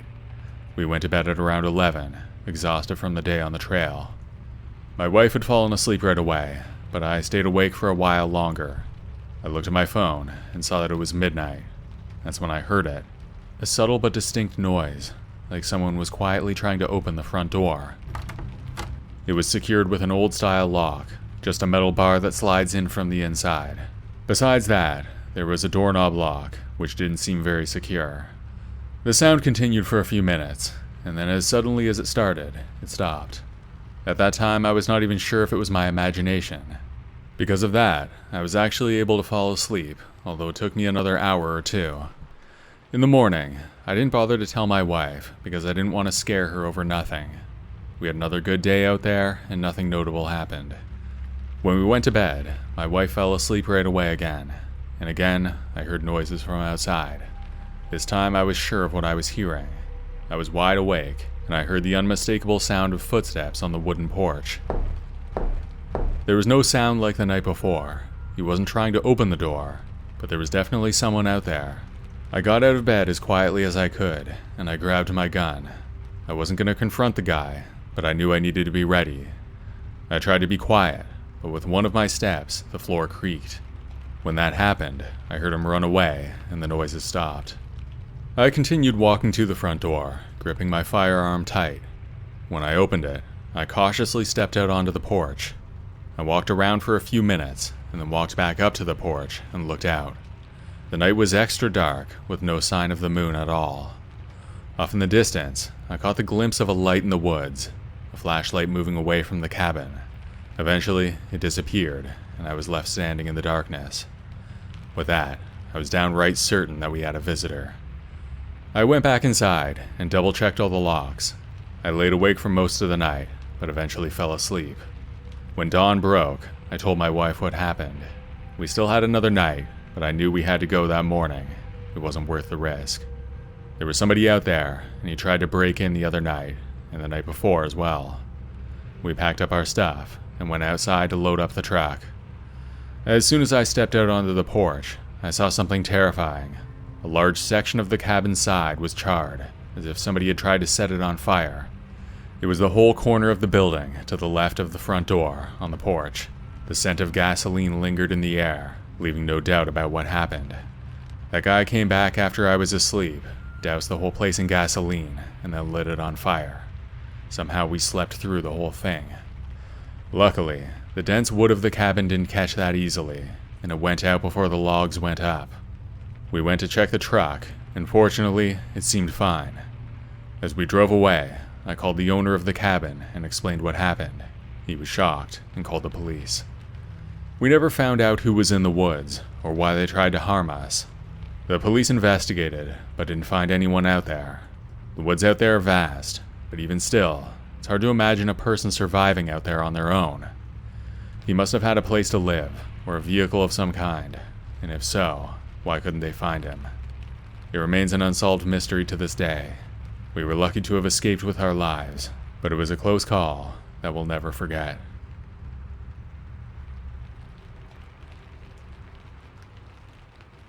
Last summer, a crazy thing happened to me. My brother and I have always been close, but we also get on each other's nerves sometimes. We were driving back from a job site. We both work in construction, and we had been working on a house a few towns over from where we live. There was a single long highway that we would take to get home, and it was one of the most remote stretches of roads around there. We were on it for almost an hour, and there was nothing there, just fields on one side and trees on the other. Besides a dilapidated farmhouse or two, it was hard to tell 1 kilometer from the last. It was hot, and we were tired, and honestly, we were both pretty irritable. On the drive back, we were arguing and bickering a lot. It was over small stuff, music choice, and other crap like that. It really wasn't important. We were really just tired and hungry. Finally, something I said ticked him off big time. He pulled over abruptly, right to the shoulder of the country road, and told me to get out. At first, I thought he was joking, but his face was dead serious. We'd had fights before, but he had never done something like that. I remember thinking how ridiculous it was, being kicked out in the middle of nowhere. I decided to get out, because I knew he wouldn't really leave me out there. He just needed a minute to cool off. I slammed the door as I got out, and didn't say anything, not wanting to make it worse. He drove off, leaving a cloud of dust behind. I stood there, still pretty angry, but I figured he'd cool off and circle back in a few minutes. I checked my phone, and although I didn't have full service, emergency services were available, so at least I had that as a last resort. I kept walking down the road, watching my brother's truck. Just as it was about to disappear into the distance, I saw the truck stop. It was too far to see clearly, but I thought it was coming back to get me. I concentrated harder, trying to see what was going on. After a minute, he still hadn't turned around. A loud bang came from the direction of my brother's truck. I was pretty sure it was a gunshot. It hit me like a punch to the stomach. I broke out in a run towards the truck. I wasn't armed, but I had to help my brother. While I was running, I pulled out my phone and called 911. Luckily it worked, and I talked to the dispatcher. He told me to stay back, but I refused. As I got closer, I saw another car speeding away down the road. I didn't get a good look at it, just a cloud of dust and some faint red taillights. By the time I reached the truck, my brother was standing alone next to the driver's side door. He was smoking a cigarette, but he could hardly keep it still in his shaking hand. He told me that these two guys came out of nowhere, blocked the road, and tried to rob him. He had a gun in the car. We both did for safety, and he managed to fire a shot. He said that he didn't think he hit either of them, but it was enough to scare them off. We called the cops again and gave them as much information as we could. An officer came out to meet us. After a quick conversation, we were allowed to go, but I had to drive because my brother was too shaken up. By then, it was around 8 p.m. and it was almost dark. We wanted to get back to town before the sun went down because this remote road had no streetlights and it got incredibly dark. We headed out, and the cop drove away in the opposite direction. Another 20 or 30 minutes down the road, we saw a car stopped on the shoulder. The lights were on, but it was just sitting there. My brother took one look, and then said to me, "That's them." "Them from before?" I asked. He nodded. As we got closer, the car pulled out into the road, blocking our way. Right then, I looked in my rearview mirror and noticed another car pull onto the highway from a small road leading into one of the fields. There were two of them there, blocking us from both sides. I guess they were pissed that my brother shot at them before. I knew if we stopped, then we'd be in trouble. Those guys knew we were armed, and they came after us anyway. That could only mean that they were armed as well. Things had the potential to get really ugly out there, and I wanted no part of it. There was a deep ditch at either side of the road, and the shoulder was not wide enough to get around. That left us with only one option. I sped the truck up and stayed right in the middle of the road. Our work truck was a lot bigger than that car blocking us. I thought I could scare them into moving. As we got close, a bead of sweat dripped from my brow. I looked down for a split second. When I looked back up, the car had backed onto the right shoulder. I jerked the steering wheel to the left and just barely made it past without colliding. We got out of there and went straight home. My brother watched to make sure we weren't being followed. That night, I called the cops again to give them an update. It was like those guys were after us. We were both scared for weeks afterwards, thinking they were going to come after us. That didn't happen though, and we never saw them again. I still think of it from time to time when I'm on that road or a similar one. I still wonder what they would have done if we stopped.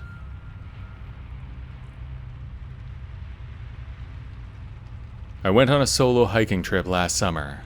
I've been wanting to get out and challenge myself a little bit that year, so I decided on one of the more remote and difficult routes in my area.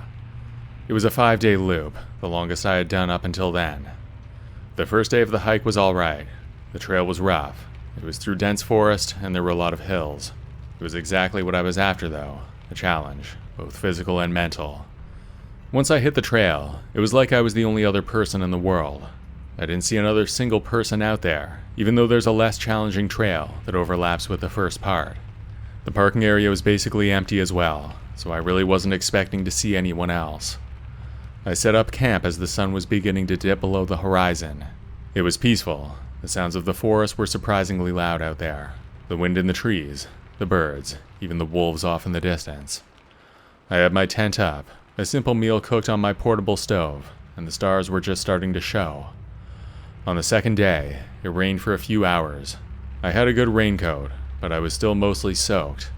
By around 4 p.m., the rain stopped, and I was able to dry off before dark. After a full day of hiking, I found a place to set up camp for the night. I put my tent up and made some dinner. I then hoisted my food bag into a nearby tree. For those who don't know, that's a common thing that you have to do for bear safety. I was able to make a fire that night, even though most of the wood was damp. When the fire was starting to die down, I saw something in the forest through the trees. It looked like a flashlight beam, flickering in the distance. I squinted my eyes, trying to catch a glimpse of who else could be out there, miles from the nearest sign of civilization. But as suddenly as it appeared, the light was gone, swallowed up by the dense bush. I told myself it could be anything, another camper maybe. I decided not to investigate further and went to my tent. I eventually fell asleep to the sounds of the forest, thinking of that light as I did. When dawn broke, I unzipped my tent and stepped out into the daylight. What greeted me was pure chaos. My campsite was trashed, my food bag was gone. I thought at first that an animal got it, maybe a bear, but there were no tracks around, and on closer inspection, I could tell that the rope holding it up was cut with a knife. Then I turned to my tent and saw a single long cut down the outer fly layer. It was clear that somebody had cut from the top all the way down to the bottom. I knew a person had done it, and it really scared me. I was a 2-day hike from the nearest road, with no food and a trashed tent. It's possible to go weeks without food, so although I was hungry, I knew I could manage. I decided to pack up what remained of my gear and head back immediately. Even though it was 2 days in, it was faster to go back than to continue. I was going to try and push to make it in a single day. I thought of that flashlight from the night before. It creeped me out to think that somebody was watching my camp, waiting for me to sleep. I set out at a brisk pace, looking over my shoulder every few minutes. The journey back was grueling. I conserved energy as much as I could, but the lack of food made it difficult to keep going. By late afternoon, I saw something up ahead on the trail. It was another person, a single man it seemed. He was walking slowly, and I was catching up fast. It would have been comforting to run into another person out there, but I was feeling paranoid. What if that was the guy who attacked me? I slowed my pace, hoping not to meet him, but it seemed like no matter how much I slowed, the distance between us was still shrinking. Eventually, it became impossible not to pass the guy, unless I was going to stop altogether. When I was about 20 feet back, I shouted out hello, trying to sound as friendly as possible. The man then turned around and stood in the middle of the trail. He was a little older than me, probably in his 40s. I was 34. The man didn't look like a hiker. He wore ripped blue jeans and a cotton hoodie. Not the best choice for these trails. How's your day going? He asked. I answered and tried to be as pleasant as I could. I had a strong suspicion that this was the guy who ransacked my site, but I didn't want to show it. The guy had a large-looking knife on his belt, so I was nervous. Just as I was about to walk past him, he called out to me. Hey, one more thing. I turned back, and the man reached into his bag, pulled something out. It was my food bag that had been stolen the other night. It was empty now, and it looked ripped apart. Is this yours? He asked. Yeah, I think so, I mumbled. He held it out as if he was expecting me to take it. I walked over and grabbed it from his hands. I found it in the bushes back there. Thought it might be yours. The guy told me. It was a tense moment. It was like we both knew what he did, but neither of us wanted to say it. To him, it seemed like a sick game, but for me, I just wanted to get out of there without any more trouble. I took the bag and walked away quickly. By the time the sun began to set, I felt exhausted. Every part of me ached, and my stomach was a tight knot. I had to stop, even though I wanted nothing more than to push on through the night. I found a small clearing, and without any energy to set up a proper camp, I simply rolled out my sleeping bag under a tree and lay down. I didn't light a fire that night. I didn't want to attract any more attention. I laid there in the darkness, listening to the sounds of the forest, and wondered if I'd see that flashlight again, but there was nothing. The next day was a blur.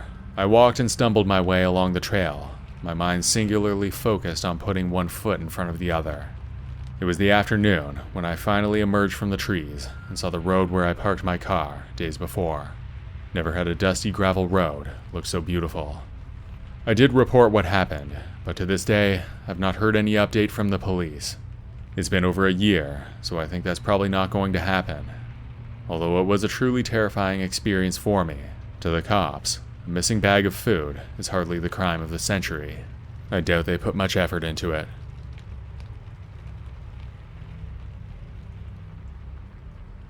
This story didn't happen to me. It happened to a friend of my family, who's also a volunteer fire chief, an industrial firefighter, EMT, and a fire investigator for my county. I was told this story when he came to my Firefighter 1 class to teach us about the basics of fire investigation and how firefighters can assist in fire investigations on scene. In 2009, there was a large garage explosion and a fire out in a rural area in my county. My own fire department responded for mutual aid, but this was 6 years before I joined. When a working fire is declared in my county, the county's team of fire investigators is also notified to respond. The garage was filled with cars, some of them decades old, and it took a while to extinguish. A while later, when the fire was out, the fire investigators began to take pictures of what was left of the garage and the cars inside. The garage had effectively burned to the ground by that point. As they were taking photographs of the garage, one of the photographers on the team noticed something odd in the hollowed-out remains of a pickup truck. As he peered inside, he noticed something white in the driver's seat and took a photo of it. As he continued to look at it, he soon realized that it was in fact a skeleton. The owner of the garage, who had been missing since the fire, had in fact died in it. It's believed that he was in the garage when the explosion occurred and died shortly after from smoke inhalation or burns. His death was ruled accidental, as he had several propane tanks that he was working on inside the garage, and several of them exploded. I have seen the pictures, and I was shocked to see the skeleton when I finally noticed it. He had been burned so thoroughly that his skeleton blended in very well with the wreckage of the truck, hence why it took so long for anyone to notice it, despite firefighters, police officers, and investigators walking right past the truck several times. I only hope that his death was not too painful.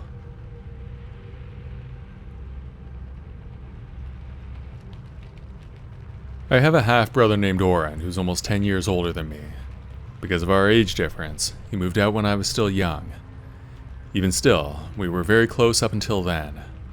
His relationship with my parents was rough, to say the least, so I was really the only one in our family that he talked to. I remember from when I was really young that Oren got into trouble often. He was suspended from school many times. He came home drunk at least a few times, and other stuff like that. When I was 7 or 8 years old, Oren moved out for good. He worked in oil and gas for several years, and eventually bought a house in a remote spot in the mountains. He and I would talk weekly, but my parents would never let me go out to visit him. I think they were worried that he would be a bad influence on me.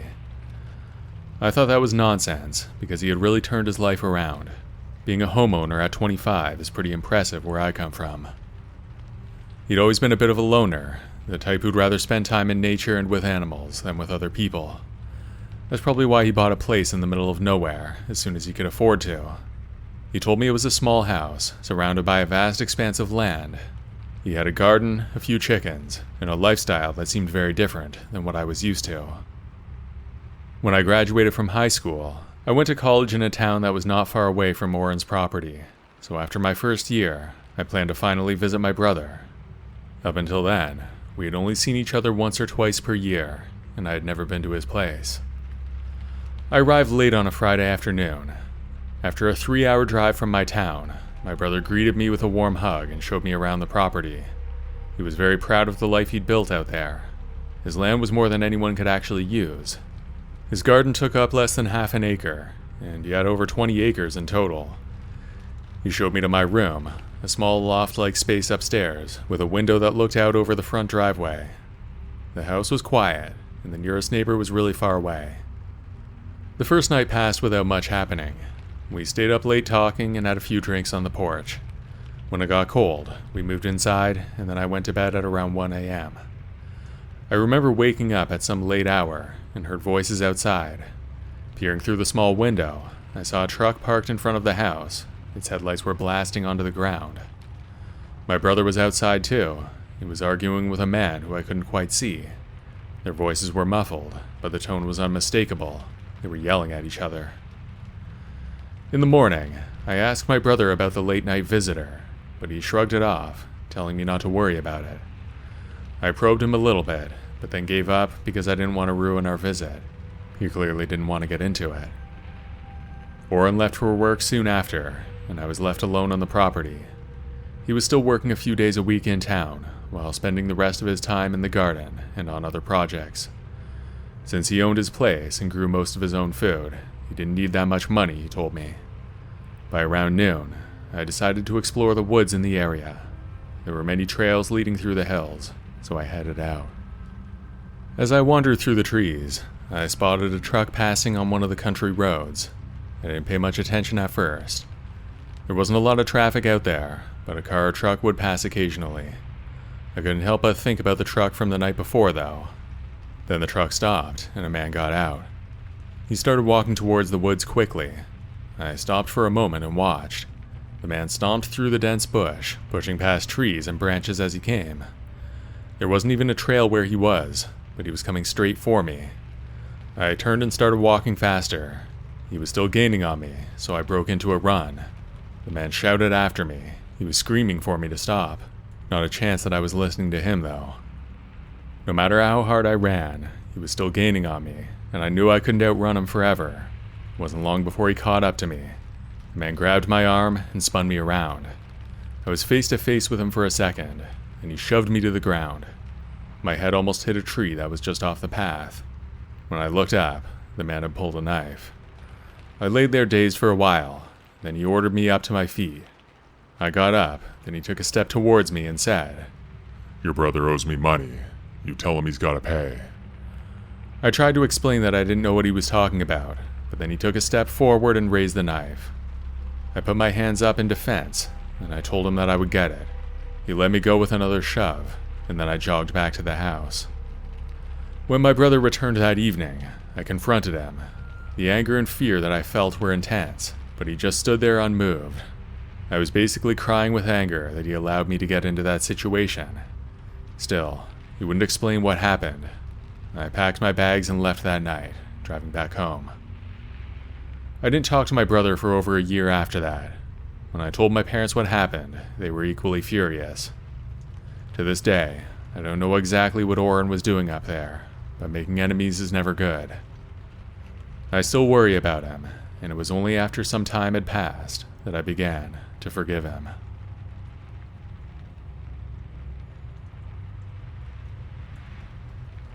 I was 25 and working for a construction company at the time when this happened. It was a smaller operation owned by my friend's father. I had been with the company for a few years, and a part of my job was to scope out potential projects and sometimes give a rough estimate. My boss would always give the final word, but I would head out to a site and take some pictures, then meet with him to discuss the details. Usually it was a pretty simple job, and I was getting pretty good at it. Because of that, my boss was giving me some more challenging stuff. It was a Thursday, late in the afternoon, when I was heading out to a new possible project. I was driving down a neglected old road. My destination was an old house deep in the woods. The client wanted a quote for its restoration, and my boss didn't know much else. Sometimes you would get out there, and the client had no idea that what they were asking for was literally impossible. I had seen a place once where the client wanted to add a sunroom to a house, where the foundation was literally crumbling. We had to turn down that job. As I pulled up, I saw the house for the first time. It was large, and it had a porch that sagged as if it were about to collapse. Standing on that porch was an older man. He was leaning against a post, his eyes fixed on my truck as I drove up. I parked, grabbed my clipboard and camera, and then walked over. The man straightened up as I walked to him, offering his right hand as a greeting. "How's it going, buddy? I'm Danny," he said. His grip was firm, almost too much so. Danny was at least 60 years old, probably 5'8" with gray hair. He was thin, but still had a big round belly somehow, which almost spilled out from his shirt. I introduced myself, and we got down to business. Danny led me around the exterior first. The house, with its peeling paint and overgrown garden, looked more abandoned than anything else. He talked about his plans. He said he'd gotten the place cheap and was ready to invest heavily to bring it back to life. He seemed enthusiastic, but something felt off about him. He avoided certain questions about the house's history. For example, I asked him when it was built, but he didn't know. It seemed strange. Most people would be able to answer that. We moved inside, and the house was in worse shape than I anticipated. The floors felt unsteady beneath my boots, and the musty air was hard to breathe. The wallpaper hung in tattered strips, and the few pieces of furniture were covered in dust and cobwebs. I took pictures, noting mentally how extensive the work would be. The place seemed beyond saving, a thought that I kept to myself. I was ready to wrap up, having seen enough to know that this was a bigger job than we initially thought. However, Danny insisted on showing me the basement. Something about his tone made me hesitate. "I don't need to see the basement, Danny. I've got enough to give you an estimate," I said. In reality, I was pretty sure this place was beyond saving, so that was the real reason I didn't need to see it. He was insistent though, almost desperate. You really should see it. It's an important part of the house," he urged. I shook my head, taking a step towards the door, but Danny grabbed my arm. His grip was tight and aggressive. I turned sharply, ready to defend myself. Our eyes met for a moment. There was a strange intensity on his face, and as quickly as it appeared, it vanished. He let go of my arm, offering a sheepish smile, as if suddenly embarrassed. Danny was an older guy, and not very large or fit. I was 25 and 6'4", not a bodybuilder by any means, but I worked with my hands and I was reasonably strong. I know I could have taken that guy, but it's best that it didn't come to that. I was ready to start swinging on him, but I was able to control myself before making that mistake. I headed for my truck, and when I got there, I looked back. Danny was standing on the porch with that same fake smile. I thought at the time that he was embarrassed, and hoping I wouldn't tell anyone that he grabbed me. At the moment, I was going to let it go, but on the way back, I thought about it some more. It gave off a really creepy vibe, so I thought it could have been some kind of ambush. At the office the next day, I mentioned the encounter to my boss. I showed him the pictures, and told him that the house was basically beyond repair. As soon as he saw my pictures, he agreed. My boss then told me that Danny had sent him some pictures in advance, but they looked nothing like the ones I had taken. Add that to the list of sketchy things Danny did. They probably weren't even of the same house, my boss told me. Then I told him about Danny himself, and the creepy things he had done when we were alone. "That doesn't sound right," my boss said, reaching for the phone. "I'm gonna call the police, just to check this out." I left it at that, focusing on other projects. It wasn't until a couple days later that my boss called me into his office. He had a serious look on his face. He told me the police checked the county records and found out that the house was in fact abandoned. It had been seized by the county years prior, and there was no record of anybody named Danny who owned it. That being the case, his intentions must have been bad. The place was obviously not being considered for restoration, so the only reason to bring me out there would be some kind of trap. Maybe he let me go because I'm much bigger than him, and he knew I could put up a fight. It does make me wonder, though, what was in that basement.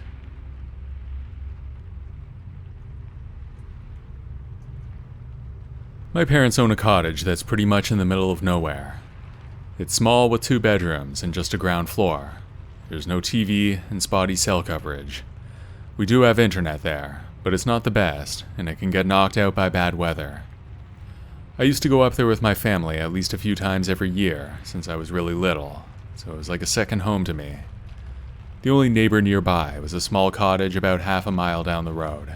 It belonged to an older couple, and they hardly used it, so we were really isolated up there. One summer when I was in my mid-20s, my parents let me live up there for about 3 months straight. I was between jobs at the time. I had an internship lined up, but until it started, I didn't have anywhere to live, so the cottage was a good place for me to spend that time. I had been there for about a month straight, alone most of the time. One evening, at around dusk, I was in the living room reading a book. It was another quiet night alone out there. It could get kind of lonely, but I loved it most of the time. At around 10 p.m., I got up to go to the bathroom. When I walked past the front window, I saw someone standing on the dirt road in front of the cottage. It was odd, because the area was so remote. I hadn't seen another person in over a week, not even a passing car or truck. I went to the bathroom anyway, and when I came out, I realized that the man hadn't moved. He was just standing there, staring towards the house. It was unsettling, and I tried to go back to my book, but the image of the stranger was hard to ignore. I waited a while, and then got up to check if he was still out there. When I looked out the front window, I found the man was now on my porch. Getting a better look at him, I noticed something disturbing. The man was covered in blood. He didn't knock or call out, just stood there. If he needed help, then I would have thought he would say something, but this guy did none of that. At that point, I was concerned, so I called out to him. "Hey buddy, everything alright?" No answer, not even a flinch. He just stood there with blood running down his face, staring at the front door. Locking all the doors and windows seemed like the right thing to do, so I did it, double-checking each one. Suddenly there was a loud knock at the front door. It was so unexpected that I jumped up from my seat. Without thinking much, I grabbed the gun that we kept at the cottage for safety. I had never thought that I'd need to use it, but there I was, holding it. I had no intention of shooting, but it was better to have it than not. I hoped it would scare the guy off. When I got to the front, I looked out the window again, and the man was now back on the road. I opened the front door slowly and stepped out onto the porch. Then I waved at the man. "Hey, what's going on? Can I call someone for you?" I said, trying to be sympathetic. The man looked like he was hurt, but his behavior was unusual to say the least. I didn't know if he was dangerous, but he was really creepy. When he saw me, though, he started running towards me quickly. I didn't want to shoot, but I was also scared for my life. I rushed back inside and locked the door. The man reached the door in seconds, banging on it furiously. The sound was loud, and he seemed desperate. I felt like he was trying to break it down, but luckily, it was a solid oak door that was original to the old cottage, and it was pretty strong.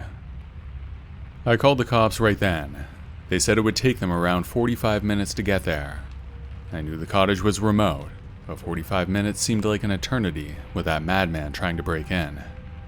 I was terrified that he'd get in before they arrived. I was worried he might switch to the window. I tried to stay on the line with the police, but soon after I gave them the address, the call disconnected. I was lucky to get service when I did in order to make that call. It would have been a real nightmare otherwise. The banging on the door eventually stopped. I stayed by the door, not moving, not even daring to breathe too loudly. Every once in a while, I would hear footsteps on the wooden planks that made up our front porch. He was still out there, and he never left. Finally, the police arrived. They took the man away and placed him into the back of one of their cars. He was struggling and flailing wildly as they did so. Once it was safe to come out, I talked to the police. They told me that he was high on something, and probably didn't even understand what he was doing. They also told me that there was a truck crashed in a ditch not far away from the cottage, and the police think it belonged to him. That would explain the injuries that I noticed on the man. So some guy got wasted behind the wheel, crashed, then climbed out of the wreckage, only to scare the crap out of me in the middle of nowhere. This is probably the craziest story I have. The chances of some random stranger just ending up there was small. There was literally nothing other than our cottage and our neighbors, so I still have no idea what he was doing on those roads to begin with.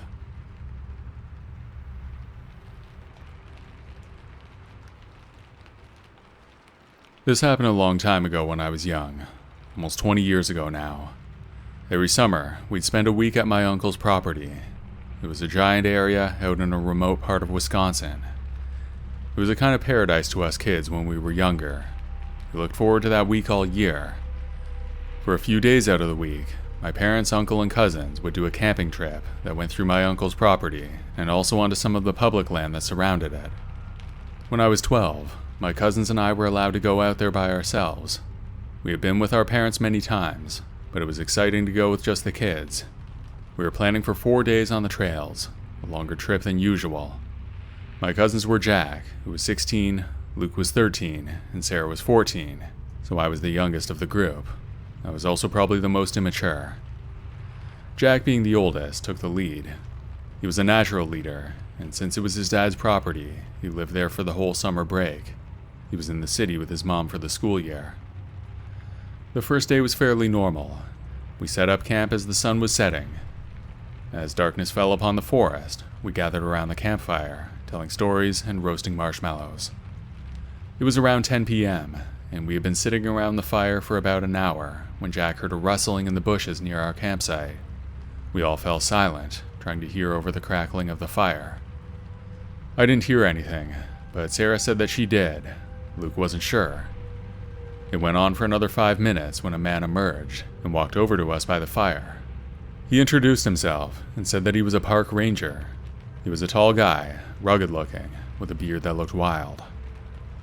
He didn't seem to wear a uniform, which I thought was weird, but he had a friendly enough demeanor. He said he was just checking in on us, making sure we were safe.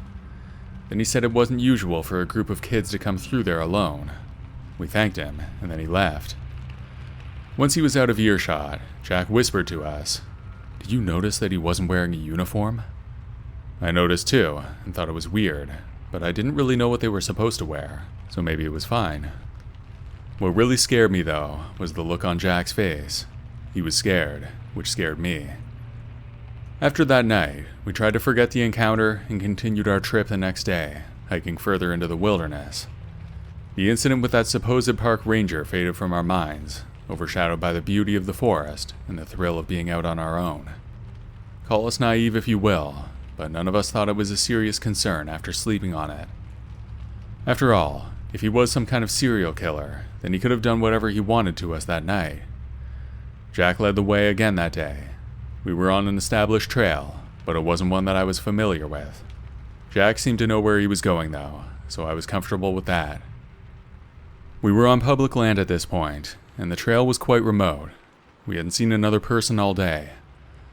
I should mention that our parents set us off with a satellite phone, in case we got lost or were in trouble. The hike wasn't difficult or technical in any way. It was just a flat trail with no climbing. You could have done it in running shoes. The second night, we set up camp a little earlier and took our time getting dinner ready. By the time it was dark, we had the fire going again, but this time, Luke and Sarah decided to go to sleep earlier. Luke was a little out of shape, so he was exhausted, while Sarah got a bad sunburn and felt tired because of that. Jack and I went to bed later when the fire was just a few glowing embers. For some reason, I couldn't sleep, so I laid awake for a long time. Jack was asleep next to me when I began hearing voices from outside the tent. I listened closely, trying to convince myself that I was imagining things, but I was pretty sure it was real. I mustered the courage to peek outside. Two men stood near the dying fire, talking in a whisper. These men didn't look like the friendly type you might see on a hiking trail. They looked rough, and I thought one of them might be the fake ranger from before. I didn't dare move, fearing any sound might draw their attention. I lay awake the entire night, listening to their occasional whispers and footsteps around the campsite. Eventually it did stop. I peeked out again, and they seemed to be gone. This was around 5 in the morning, so I didn't come out yet. By 6, Jack was awake, so we got up together. When the others got up, I told them what I had seen. They were all sound asleep and had no idea we were visited again. We were all scared, unsure of what to do. That's when I remembered the satellite phone that my uncle had given us for emergencies. Jack pulled it out of his pack and called my uncle, his dad. He explained what I saw.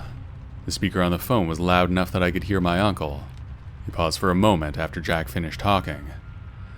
"Listen carefully," my uncle said, his voice serious. "There are no park rangers in that area. You need to pack up and head back immediately. I'll meet you as soon as I can." Deep down, I think we all knew that. Jack especially should have known, but we were naive and ignored the warning signs. We packed up in record time, forgetting the idea of breakfast. We didn't talk too much on the way back. I kept replaying the past nights in my head, wondering what might have happened if I hadn't been awake. After only a few hours, I saw my uncle. He was waiting for us on the trail. He guided us back to his truck, which was about another hour hike. He didn't say a word the whole way back. I thought he was angry with us for being so stupid, but that wasn't it. Years later, my uncle and I had a conversation about what took place on that trip. He didn't say anything, because he simply didn't know what happened out there. We all knew the man wasn't a real park ranger, but we still don't know what he was doing.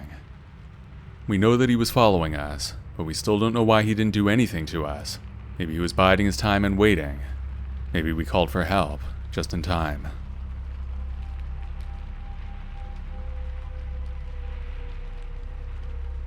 Every summer, my family and my uncle's family would take a week-long vacation together. We would always go somewhere different. One summer we went camping and had a pretty good time. The next year, however, my brother and I talked my parents into renting a cottage in the woods.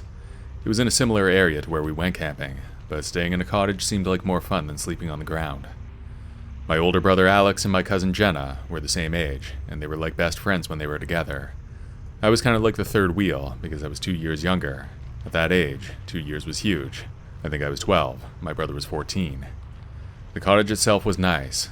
It was in a remote spot with no neighbors anywhere nearby. It was a smaller wooden structure with a wraparound porch that looked over the forest. Our parents loved the isolation, and I'm pretty sure it was my dad that found the place. This was before Airbnb, but it was a short-term rental, similar to that. There were only 2 bedrooms, both of which went to the parents. The 3 kids ended up camping out in the living room, where there was a pull-out couch and another single couch. Even though we liked being out there wasn't a lot to do. Most of the time, my brother, cousin, and I would go off by ourselves during the day. There was a small lake nearby, and we would also just hang out in the cottage or play in the woods.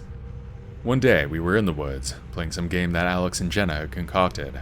I don't remember the details of it, but it was fun for a while. Like I said earlier, I was a little younger, and I was like the third wheel. I knew that my brother was getting annoyed with me, and probably just wanted to hang out with our cousin. So he started being really mean to me, and he always knew just how to push my buttons. He was really a master of getting under my skin. Before long, I was really angry at Alex, and I stormed off on my own while my brother laughed at me. That made it even worse. I followed a faint trail that wound deeper into the woods. Before long, I was farther into those woods than I had ever been before. About 15 minutes in, I noticed a person behind me. I assumed it was Alex or Jenna coming to make amends, so I kept walking, not wanting to face them yet. But when my curiosity got the better of me, I glanced back, and I saw that it wasn't my brother or cousin. It was a man I'd never seen before, and he was gaining on me. I picked up my pace, trying to get away from him. I didn't know if it was anything to worry about, but I was uncomfortable enough to want to get away. These woods were supposed to be private for our place, or at least I thought. There were no neighbors close by, and it certainly wasn't a public hiking trail. The woods were thick around me, making it hard for me to see. I didn't dare shout for help, because I was scared it would only draw him closer. The path was barely visible ahead of me. It was covered in fallen leaves and branches. I had to be careful not to trip, but I also couldn't slow down. I kept telling myself that my brother or cousin would realize I was gone and start looking for me, but deep down, I knew they couldn't do much for me. It wasn't long before I broke into a full-on run. Every few seconds, I looked back behind me to check on the man. It seemed that he was keeping up, even though I was moving really fast. After running for what felt like forever, my side began to ache. There was a sharp pain with each breath. I slowed to a fast walk, trying to listen to any signs of the man following me. It was silent, except for the sounds of my own footsteps, so I thought I might have lost him. Then I looked back again, and I saw that he was still there. I realized then that I didn't have a plan. I was just running, hoping to either find my way back or to bump into my brother and cousin. The thought of being lost out there, with some stranger wandering around, made me feel sick. I tried to remember any advice I'd heard for what to do when you're lost. They usually say stay put, but that didn't seem like an option, with somebody possibly after me. Eventually, I reached a fork in the path and stood there for a moment. I knew this might be my best chance to lose the man. I went right, thinking it might circle around towards the cottage.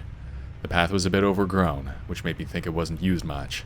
This was both good and bad. Good because maybe the man wouldn't follow me that way, but bad because it was hard to move. The path did in fact lead back around, and it was somewhat parallel to the original path. Through the thick bush, I could see the man. He was approaching the fork where I was before, and thankfully, he went left, so I knew I was in the clear. After walking for another 20 or 25 minutes, I finally saw a clearing that led back to the cottage. My legs felt like jelly, but I pushed myself to move faster. It was a great sight when I finally broke through the trees and saw the cottage. I didn't even care about getting in trouble for wandering off anymore. I ran up to the cottage, bursting through the door, ready to spill everything about the man in the woods. As soon as I went through the door, I told my parents everything. I explained how I thought I'd heard my brother or cousin following me, but it turned out to be a man that I didn't recognize. I told them about running, getting lost, and finally finding my way back. As soon as I finished my story, I realized that my parents didn't believe me. My dad asked if I was sure that it wasn't my imagination. I told him that I was positive that I had seen a man. He must have thought that because there shouldn't have been anyone else in there, making the whole thing even creepier. No matter how hard I tried, I couldn't convince the adults that there was a man out there, and they never did anything about it because of that. We stayed for another 3 days after that, and I didn't go into the woods again for the whole time.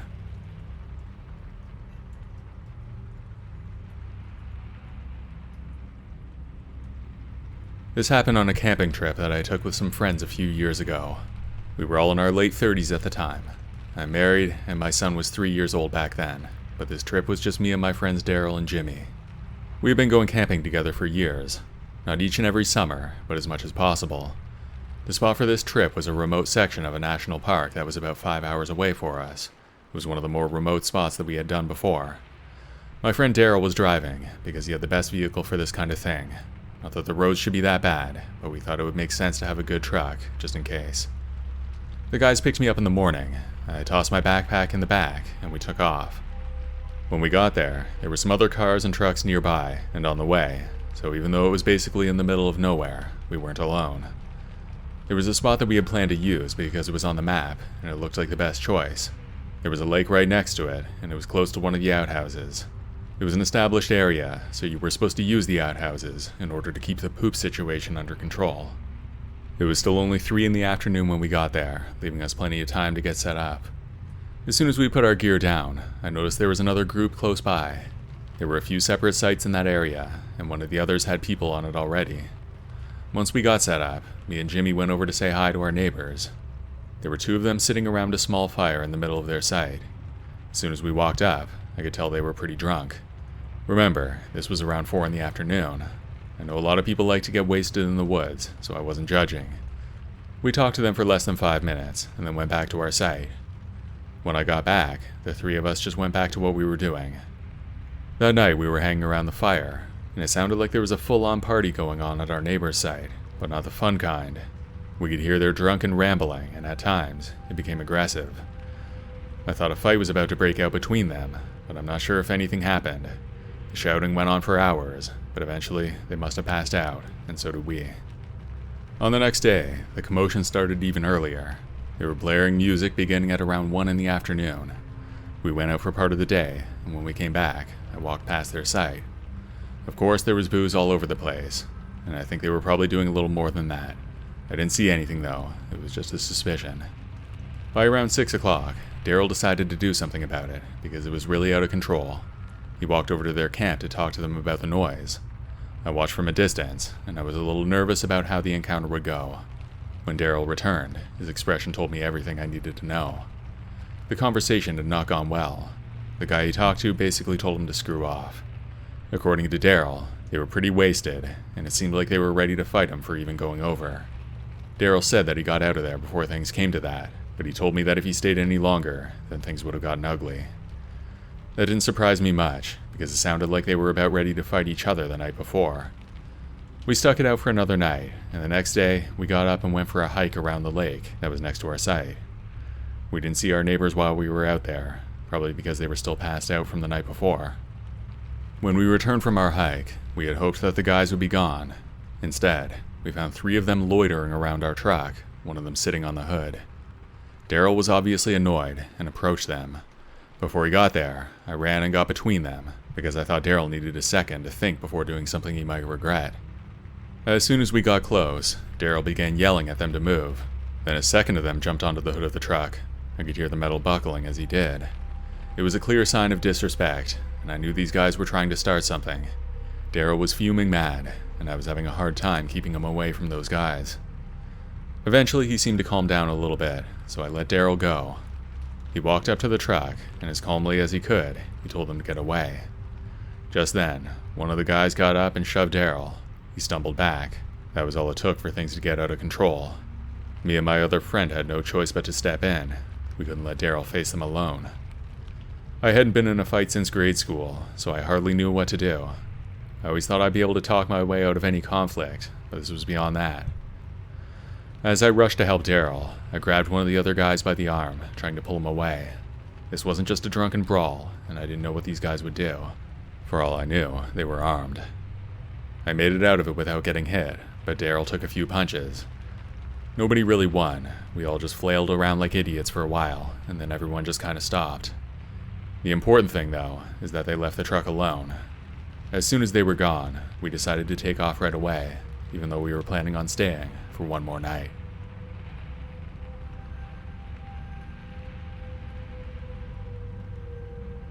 I was on a road trip for work about 10 years ago, and I was driving by myself. I knew I was going to have to spend a night somewhere on the highway, but I hadn't planned anything out specifically. When it started to get dark, I was keeping an eye out for somewhere to stay. There were a lot of decent-looking spots, so I didn't worry. By 10 at night, I knew it was time to stop, so I pulled over to the next motel that I saw. The place was one of those run-down motels that you see sometimes, but I'm not a princess or anything, so I stopped there. The check-in was quick, and the guy behind the counter barely looked up from his book. He gave me my key, and I found my room, and then went in. It was nothing special on the inside, and it smelled like cigarettes, even though there was a no smoking sign on the small table next to the bed. None of that bothered me much, so I went to bed less than an hour after I came in. I woke up early the next day and decided to hit the road again. The morning was crisp as I stepped out of my room. I just wanted to grab some breakfast and get back on the road again. Walking to my car, I noticed a guy standing too close to it. He was looking into the driver's side window as if he was trying to figure out if there was anything worth stealing. I hit the lock button on my key remote twice. On my car, that makes the horn go off slightly. The man jumped as if I'd caught him. He mumbled something under his breath and walked off. It was weird, but I figured I'd scared him off and didn't think much of it as I went to my car. When I got in, I looked around and made sure there was nothing stolen. It all looked fine. The only thing that was left there was my old laptop bag, which had some of my dirty clothes in it at the time. From the outside, it might have looked like it could be something expensive, so I thought that might have been what he was eyeing. I'm sure he would have been disappointed if he broke into my car and stole it, though. Not giving the whole thing another thought, I started my car and began driving. The morning roads were pretty empty, just the way I like it. I was making good time, and the weirdness of the motel was already fading from my mind. Then after 10 minutes or so, I saw a car behind me, keeping pace. This guy seemed a little too close to me. He was literally inches from my back bumper, and I was getting nervous. I tried to shake him off, and turned down a road that I wouldn't have taken otherwise, but he stuck with me, like we were playing some sort of cat and mouse game. That's when it hit me that it might have been the same guy from the motel. It was just a feeling at the time, but I thought it was him. I increased my speed, trying to lose him on the back roads. I took another 2 random turns, then eventually found myself on an unpaved road that I didn't know. I knew I was lost, and the other car was still behind me. He was so close that I could even see him, but it was hard to tell if he was actually the man from the motel. Eventually, he actually bumped into my car from behind. I swerved, but quickly regained control and kept driving. I pushed down the gas pedal, trying to get away from my stalker. I pushed my car harder, and I could hear the engine struggling. I was trying to find my way back to the main road, or to anywhere with people and civilization. The farther I drove, though, the more I felt like I was driving into the middle of nowhere. It seemed inevitable that I would have to turn around at some point and go back the way I came, but that seemed impossible at the moment. There was no choice but to keep going. Finally, things began to look more familiar. I was on a paved road again, and I started to see some houses on both sides. The car was still behind me, though, and I didn't want to start heading home until he was gone. I spotted a gas station up ahead and made a beeline for it. When I got close, I noticed a cop car parked in the front. I knew this would be the end of it. I pulled in and watched in the rearview mirror as the car that had been following me slowed down, then he took off in the other direction. When I stepped out of my car, I felt the leftover adrenaline making my hands shake. The whole situation was nuts. I'd gone out for a work event and found myself in some high-speed chase with a would-be car thief, or whatever he was. I needed a minute to collect myself, so I headed into the gas station. The place was quiet, just me and a few customers, including the cop. The clerk looked bored enough to fall asleep standing there. I grabbed a coffee and topped off my car with gas. Even though the cop was there, I didn't bother telling him what happened, because I didn't think they could do anything. My real fear at that moment was that the guy would be waiting for me somewhere when I left, and he would be back. Because of that, I hung around the gas station for almost an hour. When I was finally about to take off, I looked around to make sure that I didn't see the car that was stalking me. It looked clear, so I started driving again. For the rest of the way back, I didn't see that car again, so I guess he gave up. I'm pretty sure it was the man from the motel who had followed me, because it was too big of a coincidence otherwise. He must have thought there was something valuable in my car, but he would have been wrong. I didn't have much, and if I did have anything, then I wouldn't have left it in my car overnight. I still wonder how long before he would have broken into my car if I hadn't walked up. I was probably 5 or 6 minutes away from a break-in on my car, but I managed to avoid that as well.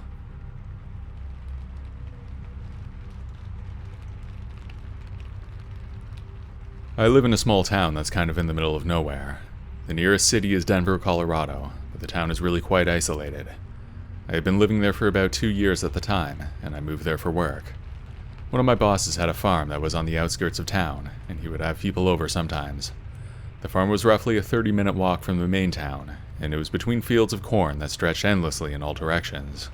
I drove there, planning to enjoy the evening, and not really thinking about the journey back. The party was already in full swing when I arrived. Everyone was outside, and there was a fire going. Everyone who I worked with was there, and there were some others that I didn't know. I had a few drinks, more out of social obligation than desire. Before I knew it, it was getting late, and the stars were vivid in the clear night sky. By the time I was getting ready to leave, I realized I'd had a few too many drinks, and I couldn't drive. My boss agreed to let me leave the car there and come back in the morning. Since most people had left already, there wasn't anybody to give me a ride, and that's why I decided to walk. The night was getting cold as I left, but the walk was not long, and I had a good jacket. I kept on the side of the road with the cornfields to my left. It was peaceful in a way, but also eerily quiet. I always liked the nights out there because the stars were so intense. As I walked, the occasional car zoomed by. I could see the headlights coming from a fair distance, but I didn't bother trying to hitchhike because it was only a short walk. I saw one car coming from behind, and I moved aside on the highway as it passed, just in case it didn't see me. I was standing almost in the ditch as it passed me, and its headlights were bright. I had to cover my eyes because the high beams must have been on. It soon passed, and I watched it disappear ahead of me. It was an older red car, and it was loud, almost like there was something wrong with the engine. The road curved gently up ahead, and I could see it bending out of sight. It wasn't long before that car had passed that I noticed two figures in the distance. 2 men walking towards me around the bend in the road. There was something unsettling about their appearance. Maybe it was the way they seemed to be walking. They were walking fast towards me, so I was a little put off. Also, there wasn't much around there that could be walking distance. We were close to town, but I couldn't think of a reason why anybody would be walking away from it. There were just a few farms out there. Anything else would be way too far to walk. Without much thought, I veered off the road into the cornfield to my left. The stalks were tall, providing enough cover for me to crouch down and remain unseen. At the moment, I thought I was being too paranoid, but it's better to be safe than sorry. I peeked through the gaps in the corn, watching them approach. They were now close enough that I could make out more details. One of them was carrying something long and slender in his hand. It could have been a baseball bat, a pipe, or even a firearm. The other was empty-handed, but they both looked dangerous. Both of them were a lot bigger than me, and seemed to be in their mid to late 40s. They stopped around where I ducked into the cornfield, and I could hear their voices. Though I couldn't make out the words, the tone was enough to convince me that they were looking for me. Why else would they be out there?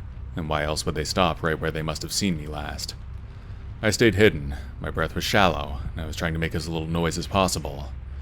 I stayed in there watching them through the stalks of corn. At one point, one of them began walking towards me. For a second, I thought he saw me, but then the other grabbed him by the arm, and they both walked away. To this day, I don't know why or what they said to each other, but for some reason, they decided to leave. After waiting for at least half an hour, I cautiously made my way out of the cornfield, scanning the road around me. When I finally stepped back onto the road, I was cautious, looking around for any sign of them. The road was empty though, so I began walking again. My walk home was quick, and it only took me another 15 minutes to get into the town. When I was really close to my house, I saw a red car pass me, and it sounded like the car from earlier. I think the 2 men I had seen from before were inside. It was too quick to be sure, but I think it was them. They didn't stop, so I kept going and went home. At work the next week, I told this story to one of my coworkers. I described the car, and he said that he had seen or heard one around town before, but didn't know the guy who drove it. Even though I thought they were going to do something to me, there was nothing I could call the cops for, so I had no choice but to let it go. Over the next year or so, I had seen that car around our town a few times, but I never had any other encounters with the driver.